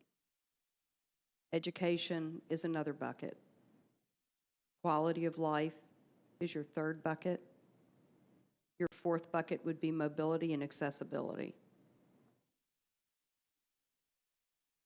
To me, if we put that system together, we are establishing our priorities, we are aligning them to Nashville Next, they are quantifiable, they're measurable, and we have a level of accountability too. Councilman Mendez. I think that's a great idea. In order to avoid the scenario where we have $100 million of tier one projects and then the budget is 30 and then we're right back in the same boat, I think it is important to build in for each of those categories, figuring out what got spent or is being spent in the current year on the theory that I'm getting like that's not possible. We don't have that data. I don't know who else would have that data if that data is available. But, I mean, you see the point that if we say health and safety, current year, $100 million is being spent. The whole point of making tiers or categories that we're standing by as a group is we have to I would argue that we should make the assumption that if it's $100 million in this year, it's probably not going to be, 200 next year. And we should say, like, that's how you tell where the cutoff between tiers is it's $100 million this year, probably going to be somewhere around there next year.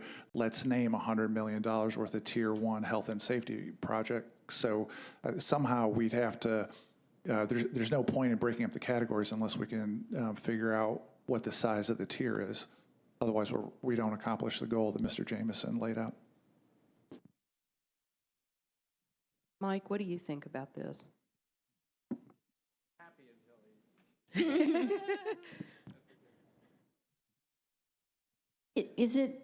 Is there data that can show us that it's a good assumption to assume that the same amounts are spent in buckets from year to year? I mean, that seems to be a fundamental basis for this to be a good decision. And, I mean, clearly the year after the flood, we probably spent a lot of money on some things we didn't need to do 2 years later. And I'm still struggling with the necessity to break it into buckets when my bucket allocation may be very different from the district next to me. And is that trying to make everybody be average when we're not all at the same point?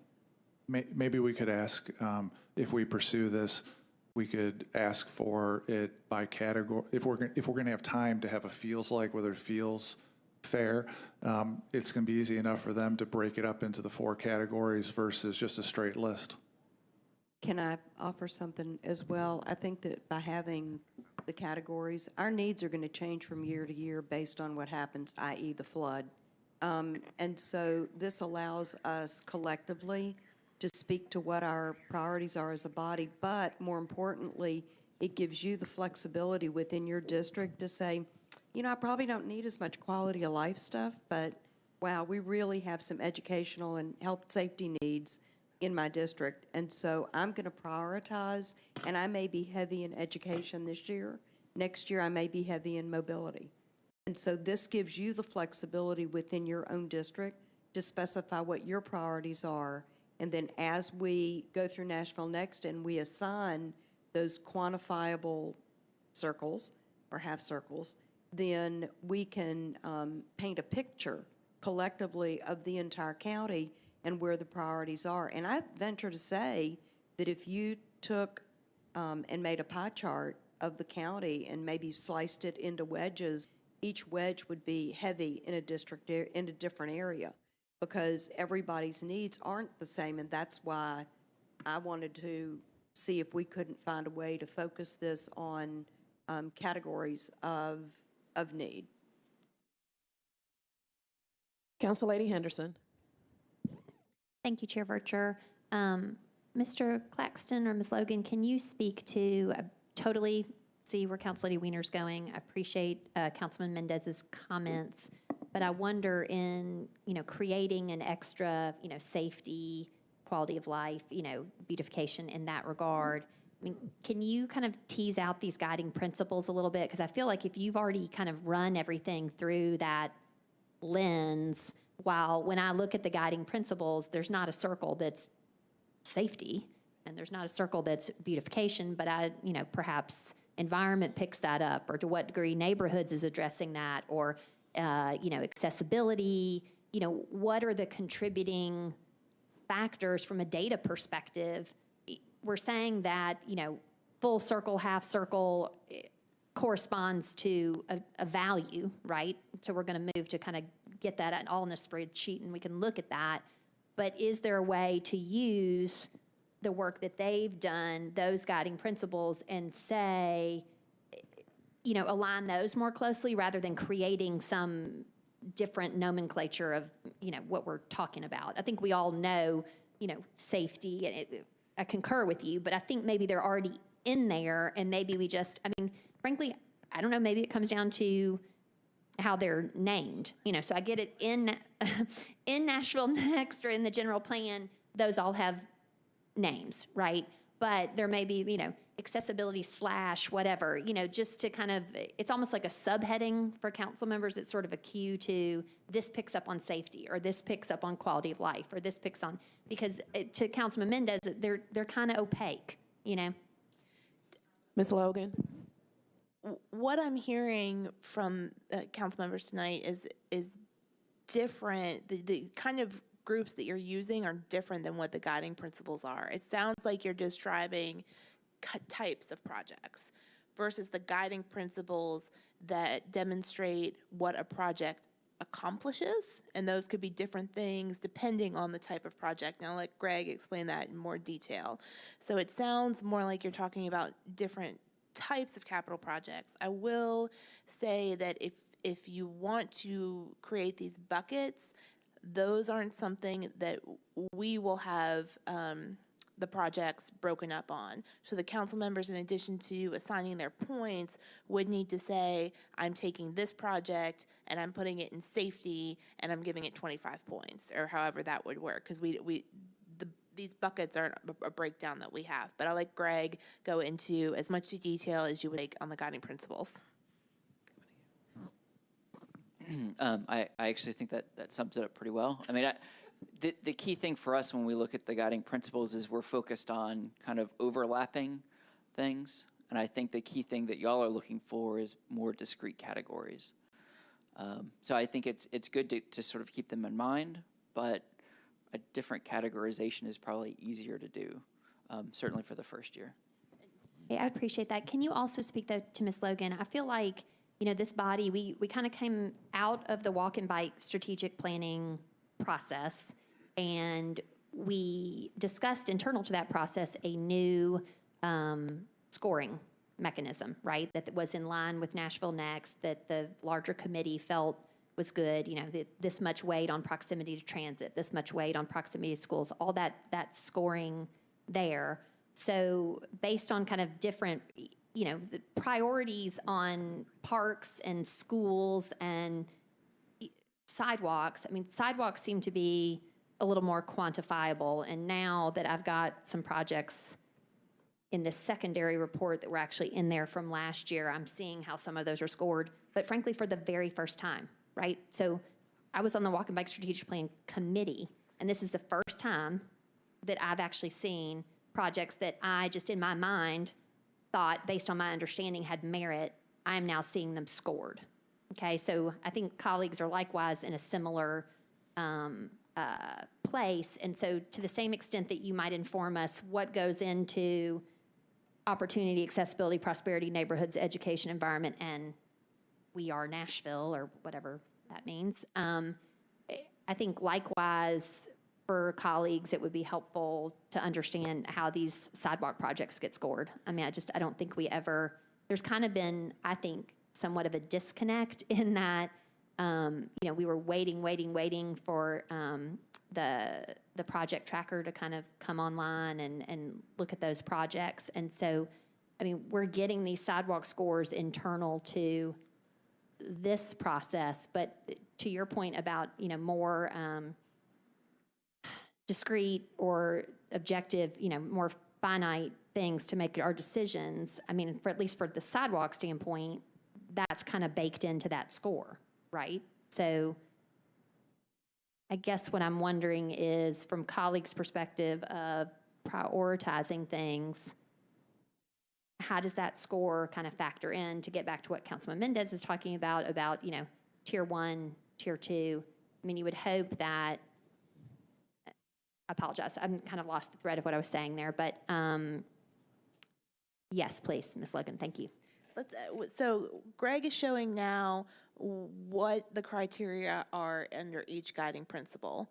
And these are the little circles, correct? Okay. The 7 are the circles, and then the bullets underneath are what we looked at in each of those circles. If you were to read the guiding principles in Nashville Next, you would find that they do overlap.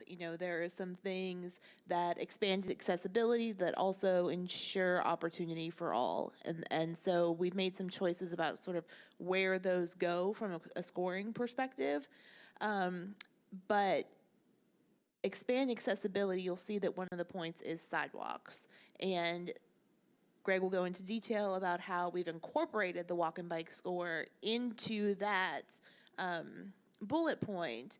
But some of what you were just talking about is addressing on kind of the back end after funding is allocated, then how are those scores used to fund projects? And we're at a much earlier step now of just showing what should go into the planning document before funding decisions are made. So on the detail of expanding accessibility and sidewalks, I will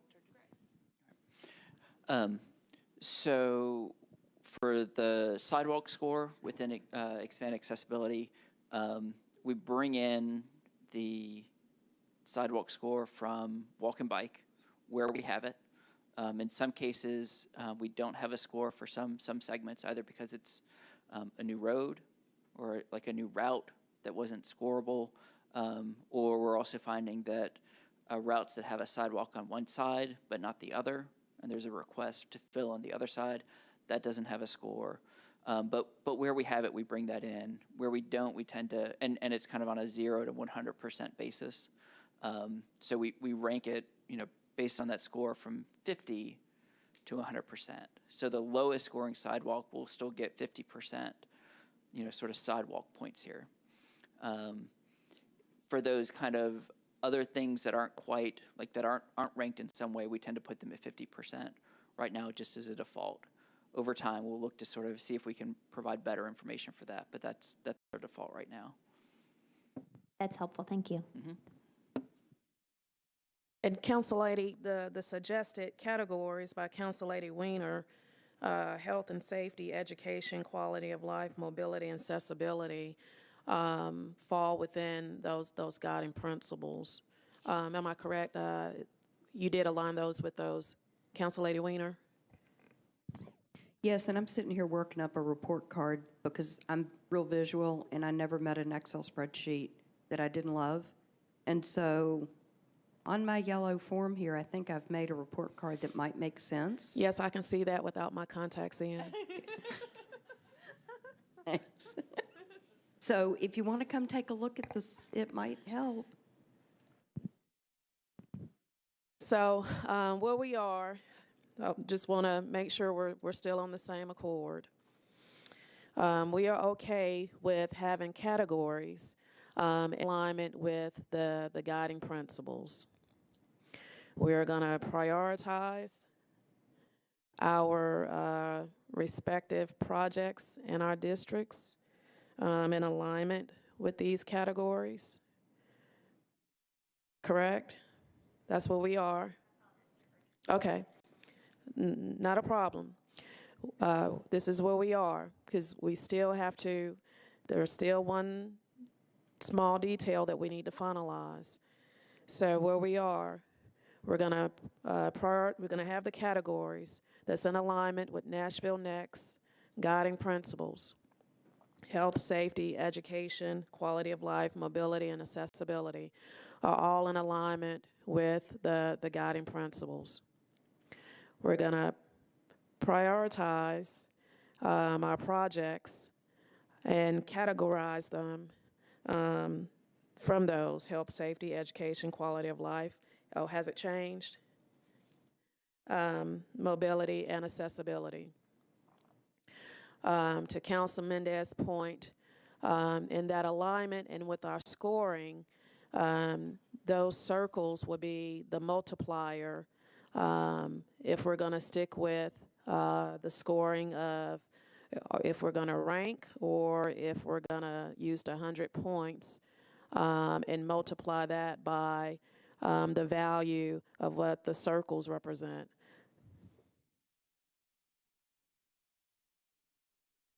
Is that what I'm hearing? That's our consensus, Mr. Jameson? Our concern is that, again, the categories don't match the principles, and we're going to have the planning does not have these categories in their sphere, so we'd be relying on council members to categorize them, and they're going to hit projects, I'm afraid, that might cross between categories. And I'm also have to confess ignorance is, so if we use the multiplier and stick with the 7 categories, the 7 principles, I'm not sure where the categories take us. Okay, so will you show Mike the report card? So what I've done is, just for the purposes of identifying discrete criteria, I've got your 4 buckets. Then you're using the guiding principles to score it. So in column A, you have a list of the different projects, and I just randomly picked projects. Then within the category, whether it's a sidewalk, which is going to be accessibility, or a park that's going to be quality of life, or a school that's going to be education, you go back in and cross-reference your Nashville Next and what that score was, and that's what's represented by the 4.5 or the 3.0, 2.5, whatever that happens to be, that would be consistent with those circles, and then you can assign your points. That just gives you a report card, if you will, and a way to do it. Now, if you want to let the categories be the Nashville Next guiding principle, that's fine. But the problem with that is you've got some projects, by conversation we just had, that may take a little bit from champion the environment and may take a little bit from education. And I don't know how that would relate to council members either. I mean, because Be Nashville, they may not. Exactly. It's easier. It's more relatable. Health and safety. I mean, council members will be able to clearly put a project in that category as opposed to a Be Nashville category. Right, and what we're doing is we're using the guiding principles to make this quantifiable, because it is quantifiable. And so we're just using it for this year to see how it works as our measuring stick. It may not be perfect, but it gets us a path going forward. Okay.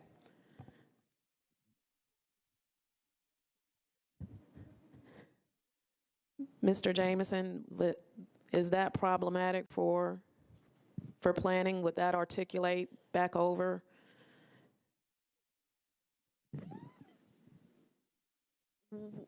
And we were talking a little bit in detail about this, but we would need the council members to assign That's their right. categories. Okay. That's right. That's exactly right. And we could provide to the council office a spreadsheet with the scores so that they can take your scores and use it as a multiplier.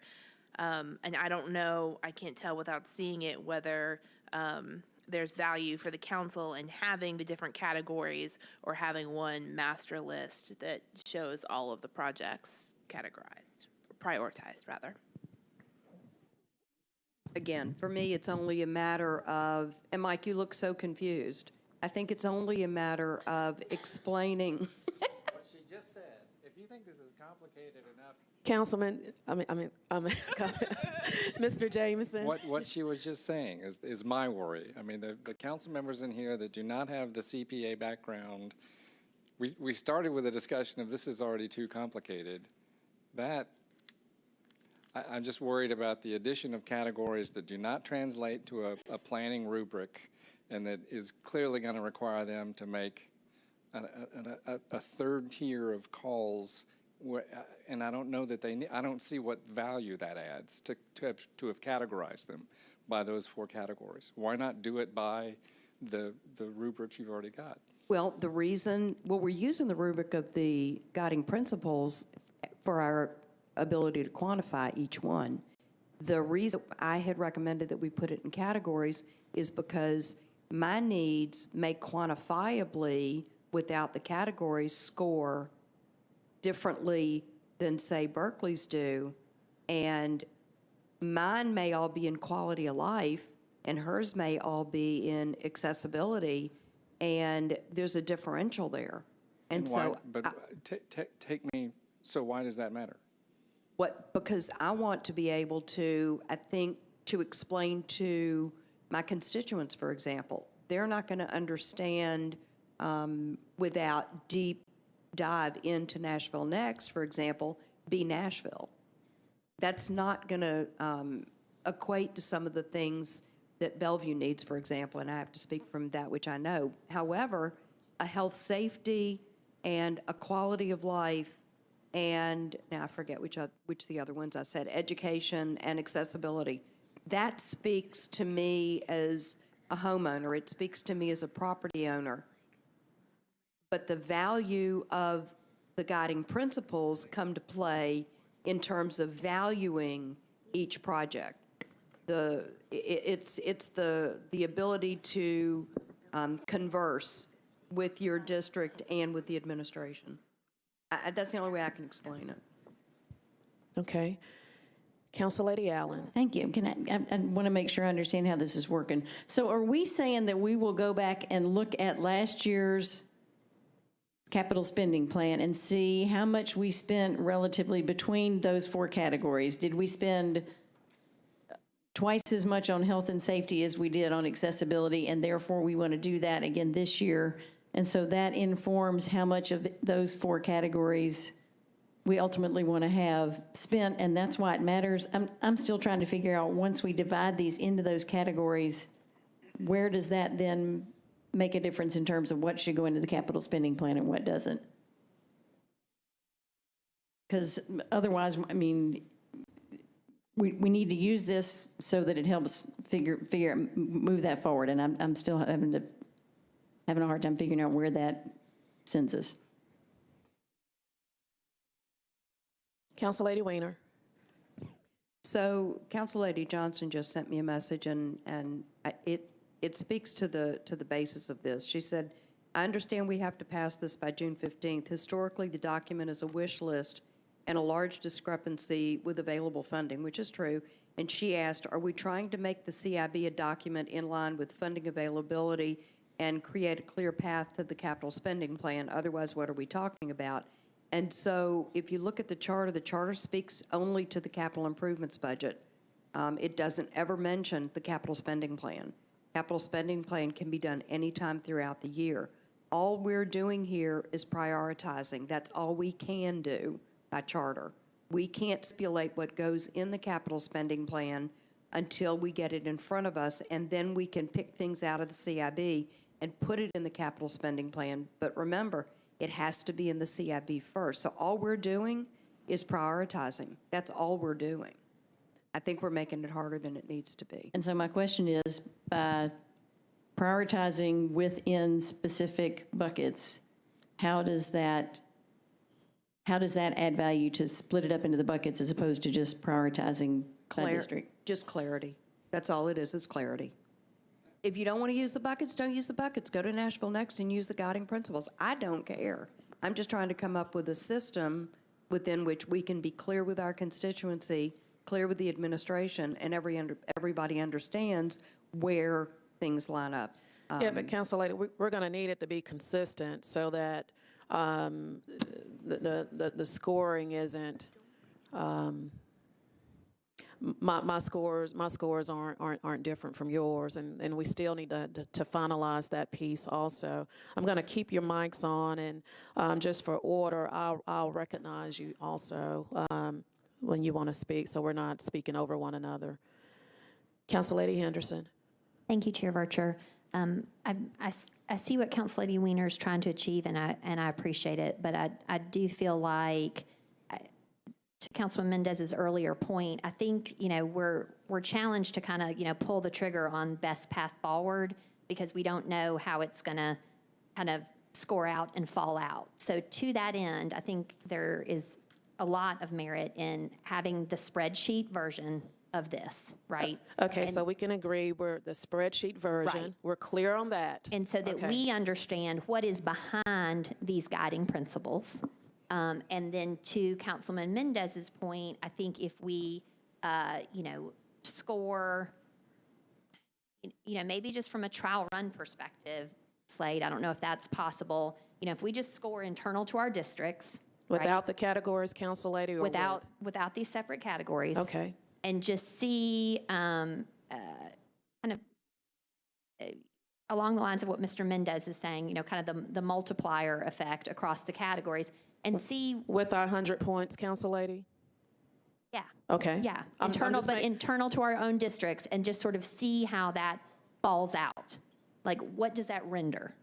Does it render what we think has merit? Because again, the opacity of the guiding principles, to Councilman Mendez's point, I think we're all somewhat worried, right? That, when that kind of gets kind of scored out or whatever, that things that we feel like have objective merit based on these principles, for some reason, like they're not going to be up top tier one like we thought they should be. So I think the council would probably, if we've already got the system in place, Mr. Hurd, to score, if you're just telling, all then you have to do is give colleagues guidance that you're only scoring internal to your district, right? And then we can kind of see how that falls out. And so maybe kind of a just slightly more iterative process, or kind of do that first, because then I think colleagues would have a little more confidence about what this means from a big picture perspective, and then we're only using kind of the guiding principles, data sets. And likewise, as we're engaging in this, we're all looking at the spreadsheet of what this means, walk and bike strategic scores next to all the different guiding principles. And we have, I think, will come to a stronger understanding, and maybe in the end, move to exactly the place that Mr. Jameson's speaking of the general bigger score. But I don't think we can make that leap yet until we have more just objective data in front of us on what this is going to mean. Thank you, Council Lady. I'm going to recognize Councilman Mendez, and then I'm going to circle back around to recap, because I think we're at a finalization point. That's what I'm hearing, Mr. Jameson. Councilman Mendez. I liked everything that Council Lady Henderson just said, and I would add that the worst case scenario is that we do that and decide that it stinks, and everybody's already put a point order, and for this year we could decide that we didn't like how it felt and just revert to each district council person put their stuff in order, and that's a big accomplishment for this fiscal year that we got the data, we took a stab at it. we revert to just having it in priority order and try to get the balance of the scoring improved for next year. That's the worst case scenario if we give this a try. And thank you guys for being so supportive in this process. So I'm going to recap and to make sure that we all are in agreement and that Mr. Jameson have our notes. So planning is going to provide us with the spreadsheet for the projects for our respective districts. Basically, make it an easier snapshot for you to be able to evaluate your requests.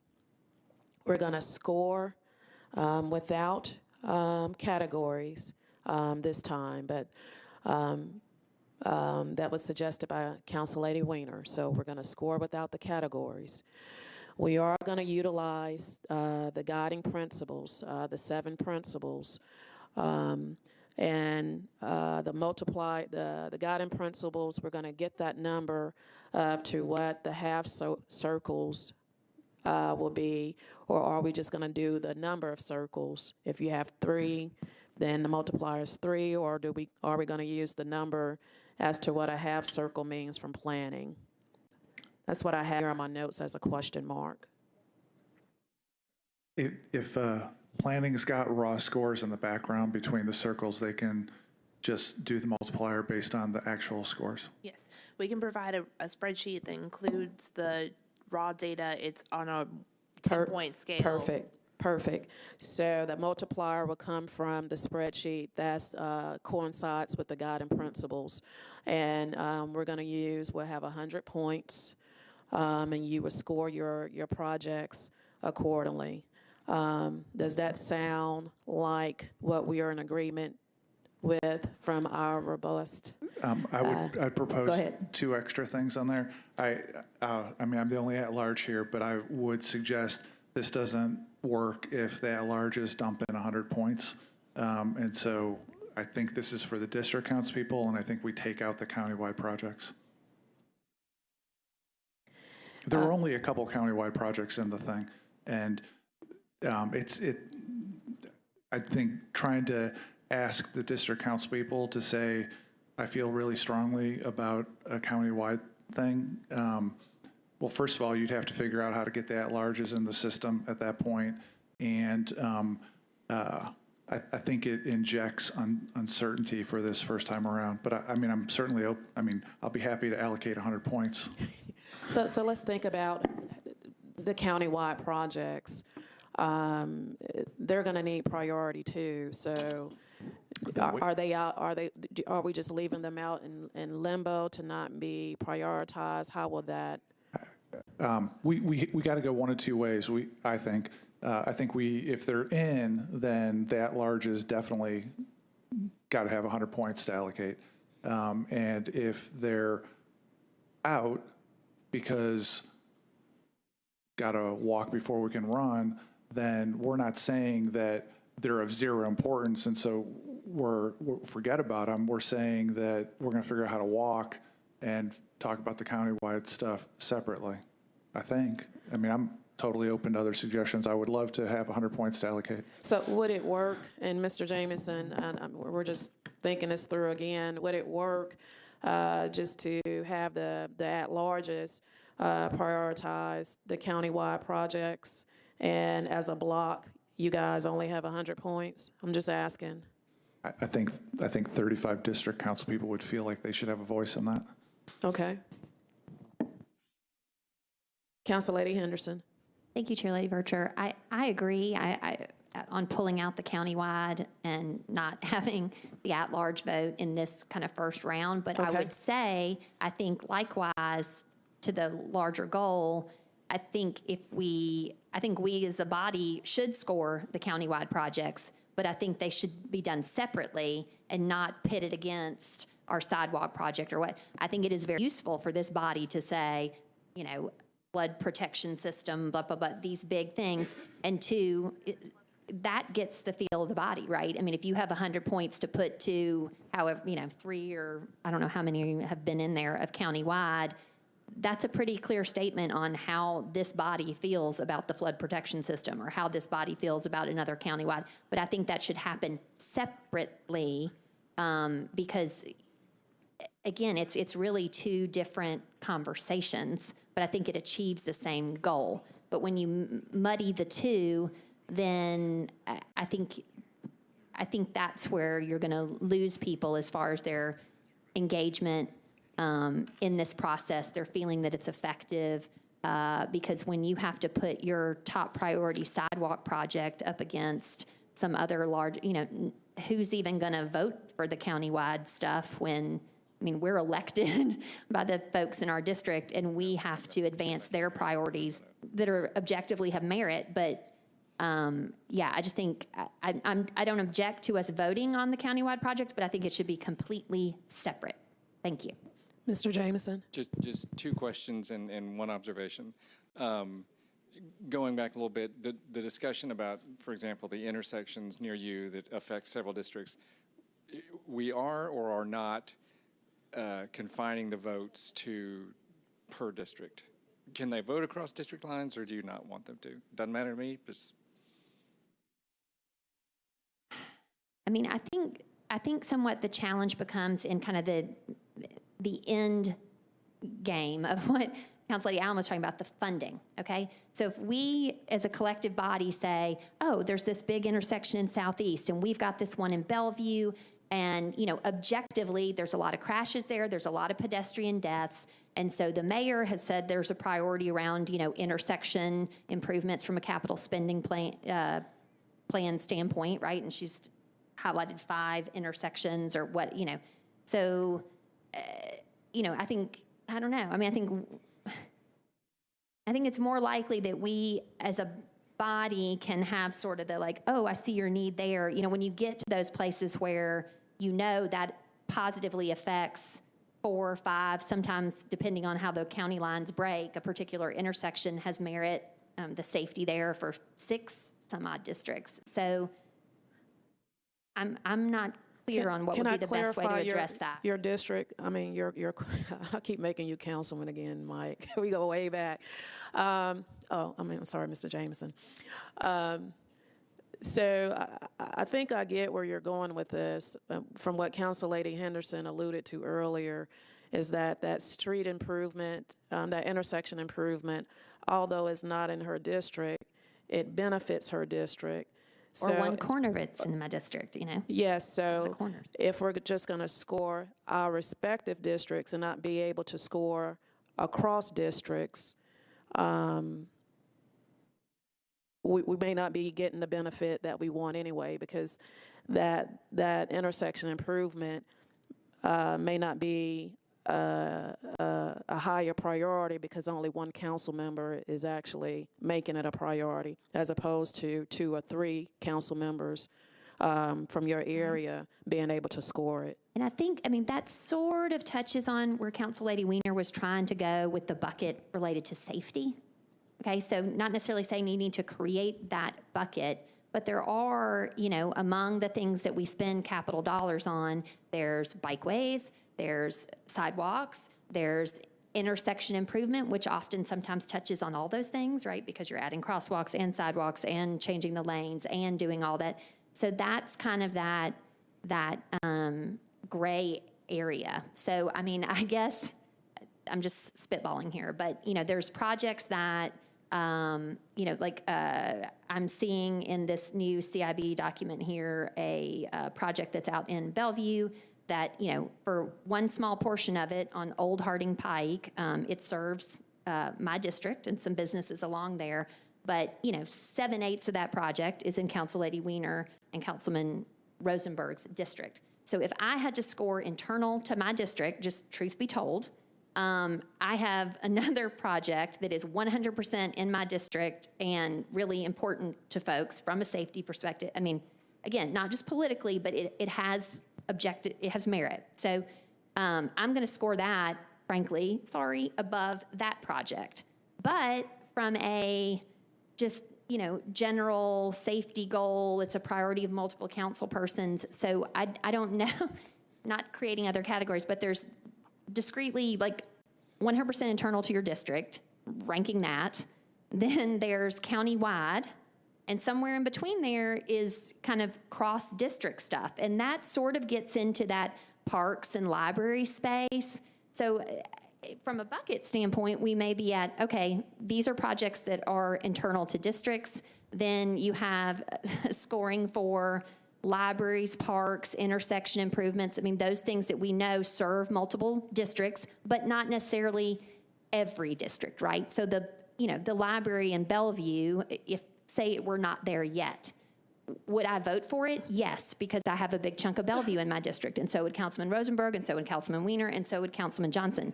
But is Councillady Dowell going to vote for the library in Bellevue? No.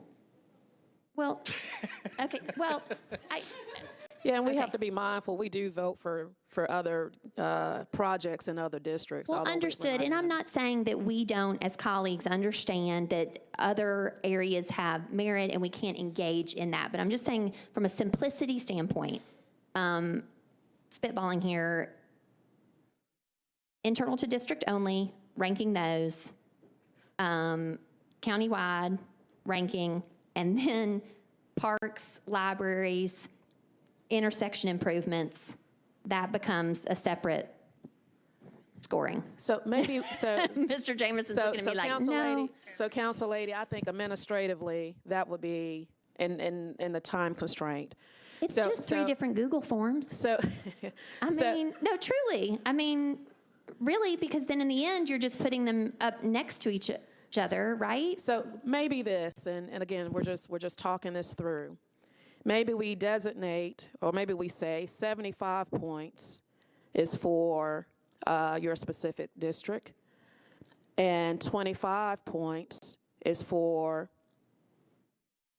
cross districts, or if you want to do. Council Lady Allen is saying no. Okay, we got Councilman Mendez. We hear a lot in this chamber about letting markets work. We should let a market work here. 100 points, and if you feel strongly, if a district council person feels strongly enough about a project in another person's district that they're willing to give up 5, 10, 20, whatever points, and they can reach an accommodation with their neighboring council member, then it will have a dramatic multiplying effect on the project. Okay. And more so if it's something that serves 3 or 4 or 5. So I think the market nature of this will take care of itself on the ranking if we just make it so council members can trade that. That's, I think, the core reason why the at-larges need to be out of the mix, because we're, transactionally not part of this. We would, I'm not sure what we would trade for the points.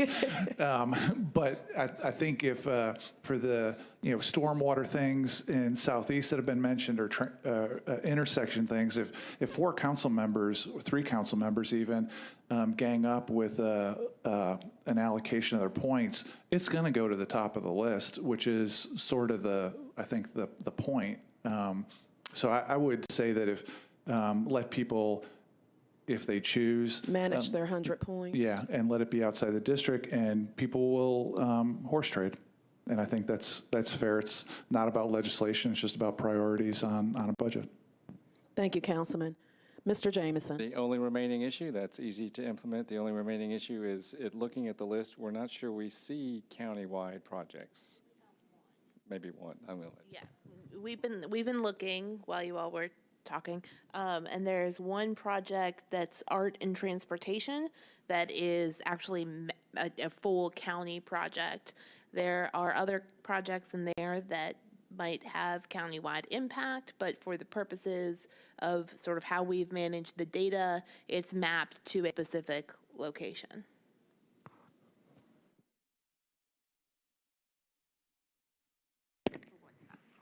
Councilman Mendez.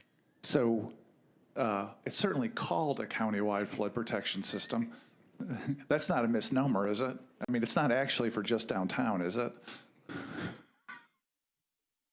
Should be careful about calling that a district-only project. No, as it was requested by the council member who requested it, who was not the district council member. Yeah. It's that one project.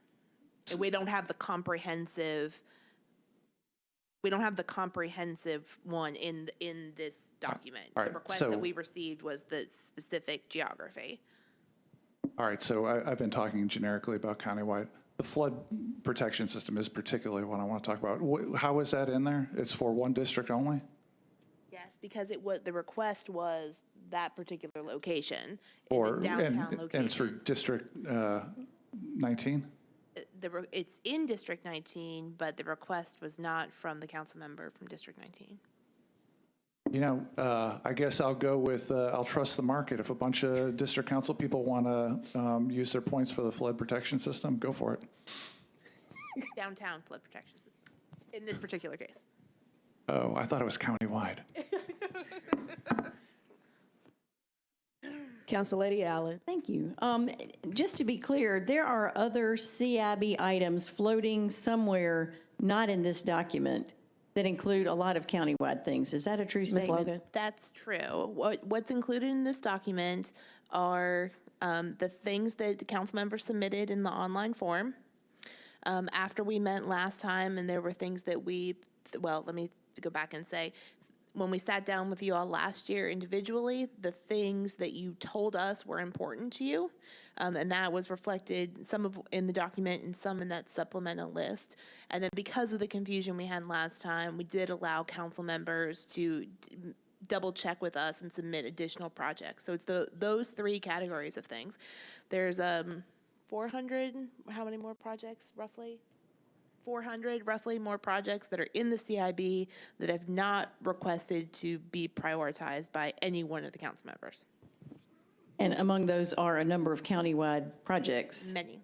that may or may not need to be prioritized. I mean, is that, They were not requested to be prioritized by any one council member. okay. So I'll say two things. I mean, that may be the stuff that we have been thinking we're talking about, and maybe it's just not in the mix this year, and that may be fine. The other thing I would throw out is if we decide we do want to rank any countywide projects, I'll just throw out a mechanism which would be to give that larges 700 points and the council members 100 points to play with those. Then you guys balance the district guys on the countywide stuff, but we still have input. But that may be irrelevant if there aren't any in this that we're ranking. Thank you, Council Lady. Council Lady Henderson. Thank you, Chair Vercher. I feel like Mr. Jameson, we just kind of came full circle, didn't we? But I do think we are still kind of straddling the line of, I think you heard from a lot of colleagues here, the merits of, from just a kind of test run basis, scoring internal to your district. Then the question became from Mr. Jameson, well, what about these intersections where, it touches on multiple things? And then that got us back to, we're voting on anything and everything, and now we're kind of bartering and so forth. So where are we, colleagues, on that? I mean, are we back to everybody's got their 100 points and you're voting on the whole entire, I guess what challenge comes for me, I think, in what I was talking about, that kind of group of parks, libraries, intersection, that kind of stuff, where it just seems like, the recent conversation around, Bellevue High School, that's really important to Council Lady Weiner and Councilman Rosenberg, but as far as how I'm zoned, that's a very small, I didn't really engage in that conversation. But when you get to those bigger, really emotional conversations around like schools and parks and how we're going to prioritize that becomes a little contentious among colleagues. Are you going to rank that, when it's like, your sidewalk, that sidewalk, this intersection. I mean, everybody, because the primary issue there is safety and accessibility, and everybody can kind of come together around that. Like, I want people in the Southeast to be safe, but I don't know. I feel like we kind of came full circle, and now we're back to a place where I've got to look at, another elementary school and be scoring that against sidewalks. I don't know. I feel like we vetted this and talked through it, and that's good, and we've kind of come back around to the merits of the initial proposal.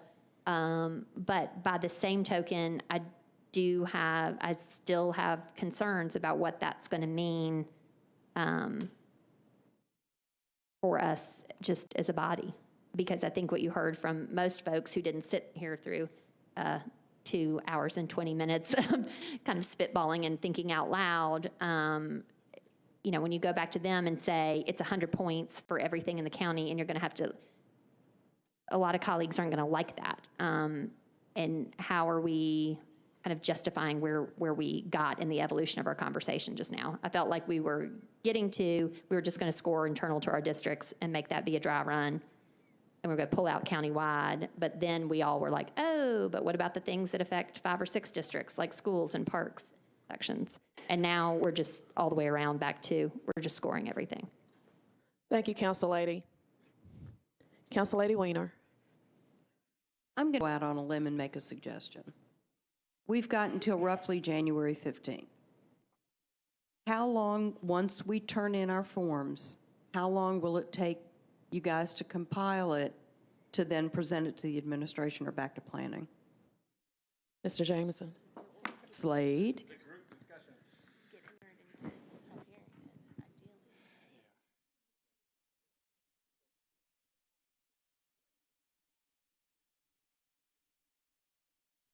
So while they're doing that, deliberating amongst themselves, would it be better,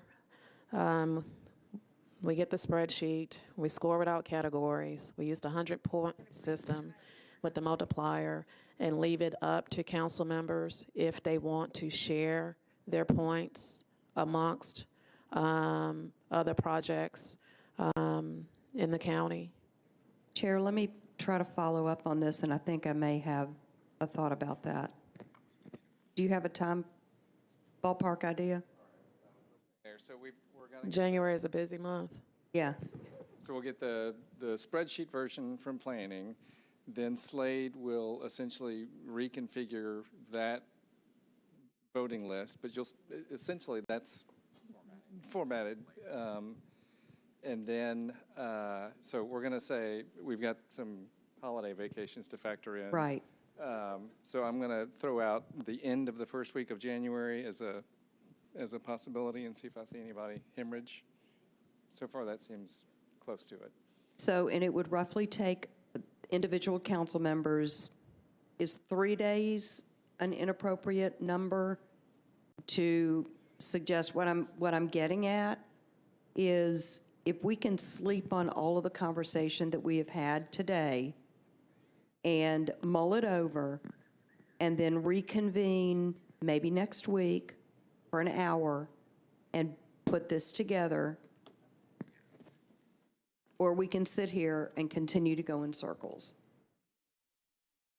I just think we've got 5 people in the room. I don't think we need to go in circles. I just think we need to make a decision. No, we've got 5 people in the room, and that's it. Are we going to have more people that would show up if we did this next week? We more than likely we would have less because of the holiday. Then that answers the question. Then let's make a choice. Thank you. Council Lady Allen. I appreciate the discussion that Councilmember Mendez has. I feel like this should be presented as you have 100 points to prioritize the issues in your district, and I think that's kind of the default. I think it is probably unusual if someone decides that they want to vote across lines, but I don't know that that should be prohibited or necessarily promoted, but simply possible. I mean, I understand where Councilmember Henderson is coming from. If we get into a bunch of horse trading, I think that creates a situation that we don't want to get into. But I don't have a good feel for how many projects there are that cross county lines officially. I also understand what Councilmember Henderson is saying is with regard to parks, but as much as I love Warner Parks, I'm probably not going to vote for a project at Warner Parks because I know it's covered by the council member who represents that district, and I trust that. So I feel like leaving it as an option, letting that bubble to the top simply as it does just naturally is a good first try. And if we discover that it breaks down, then we have learned something and we do it different next time. But to me, that seems like a reasonable starting point. It may not be perfect, but I think it's a good one. And I would advocate for simply going with that, with the thought that we can observe how it works and learn from it if it ends up causing trouble. But it seems like a good starting point to me. Thank you, Council Lady. Without the at-large is correct.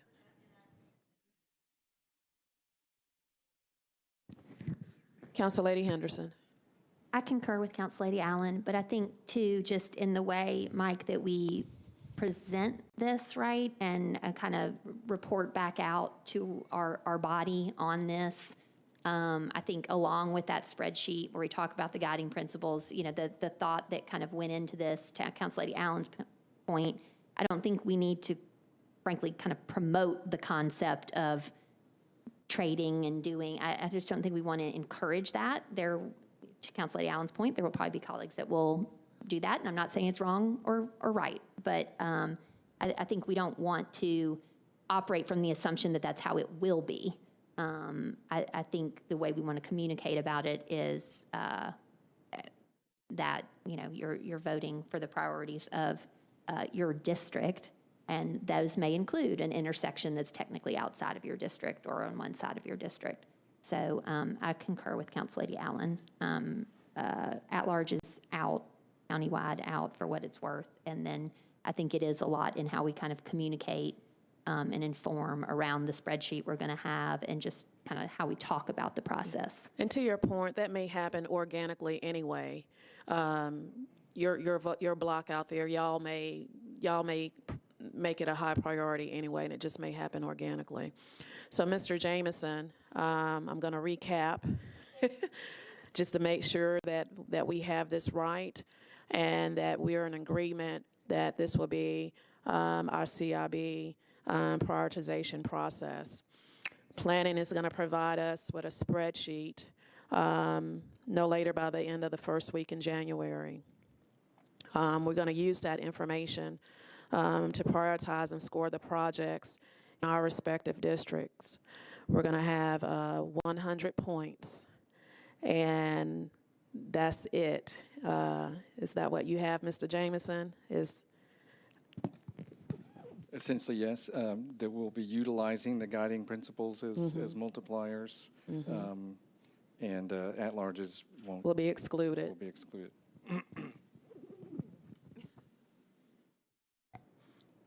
Are we okay with that?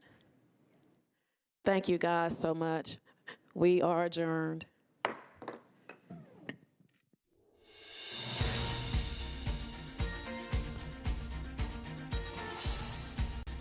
This has been a service of the Metro Nashville Network. If you would like to see this presentation again, or for more information about this and other programs, visit nashville.gov.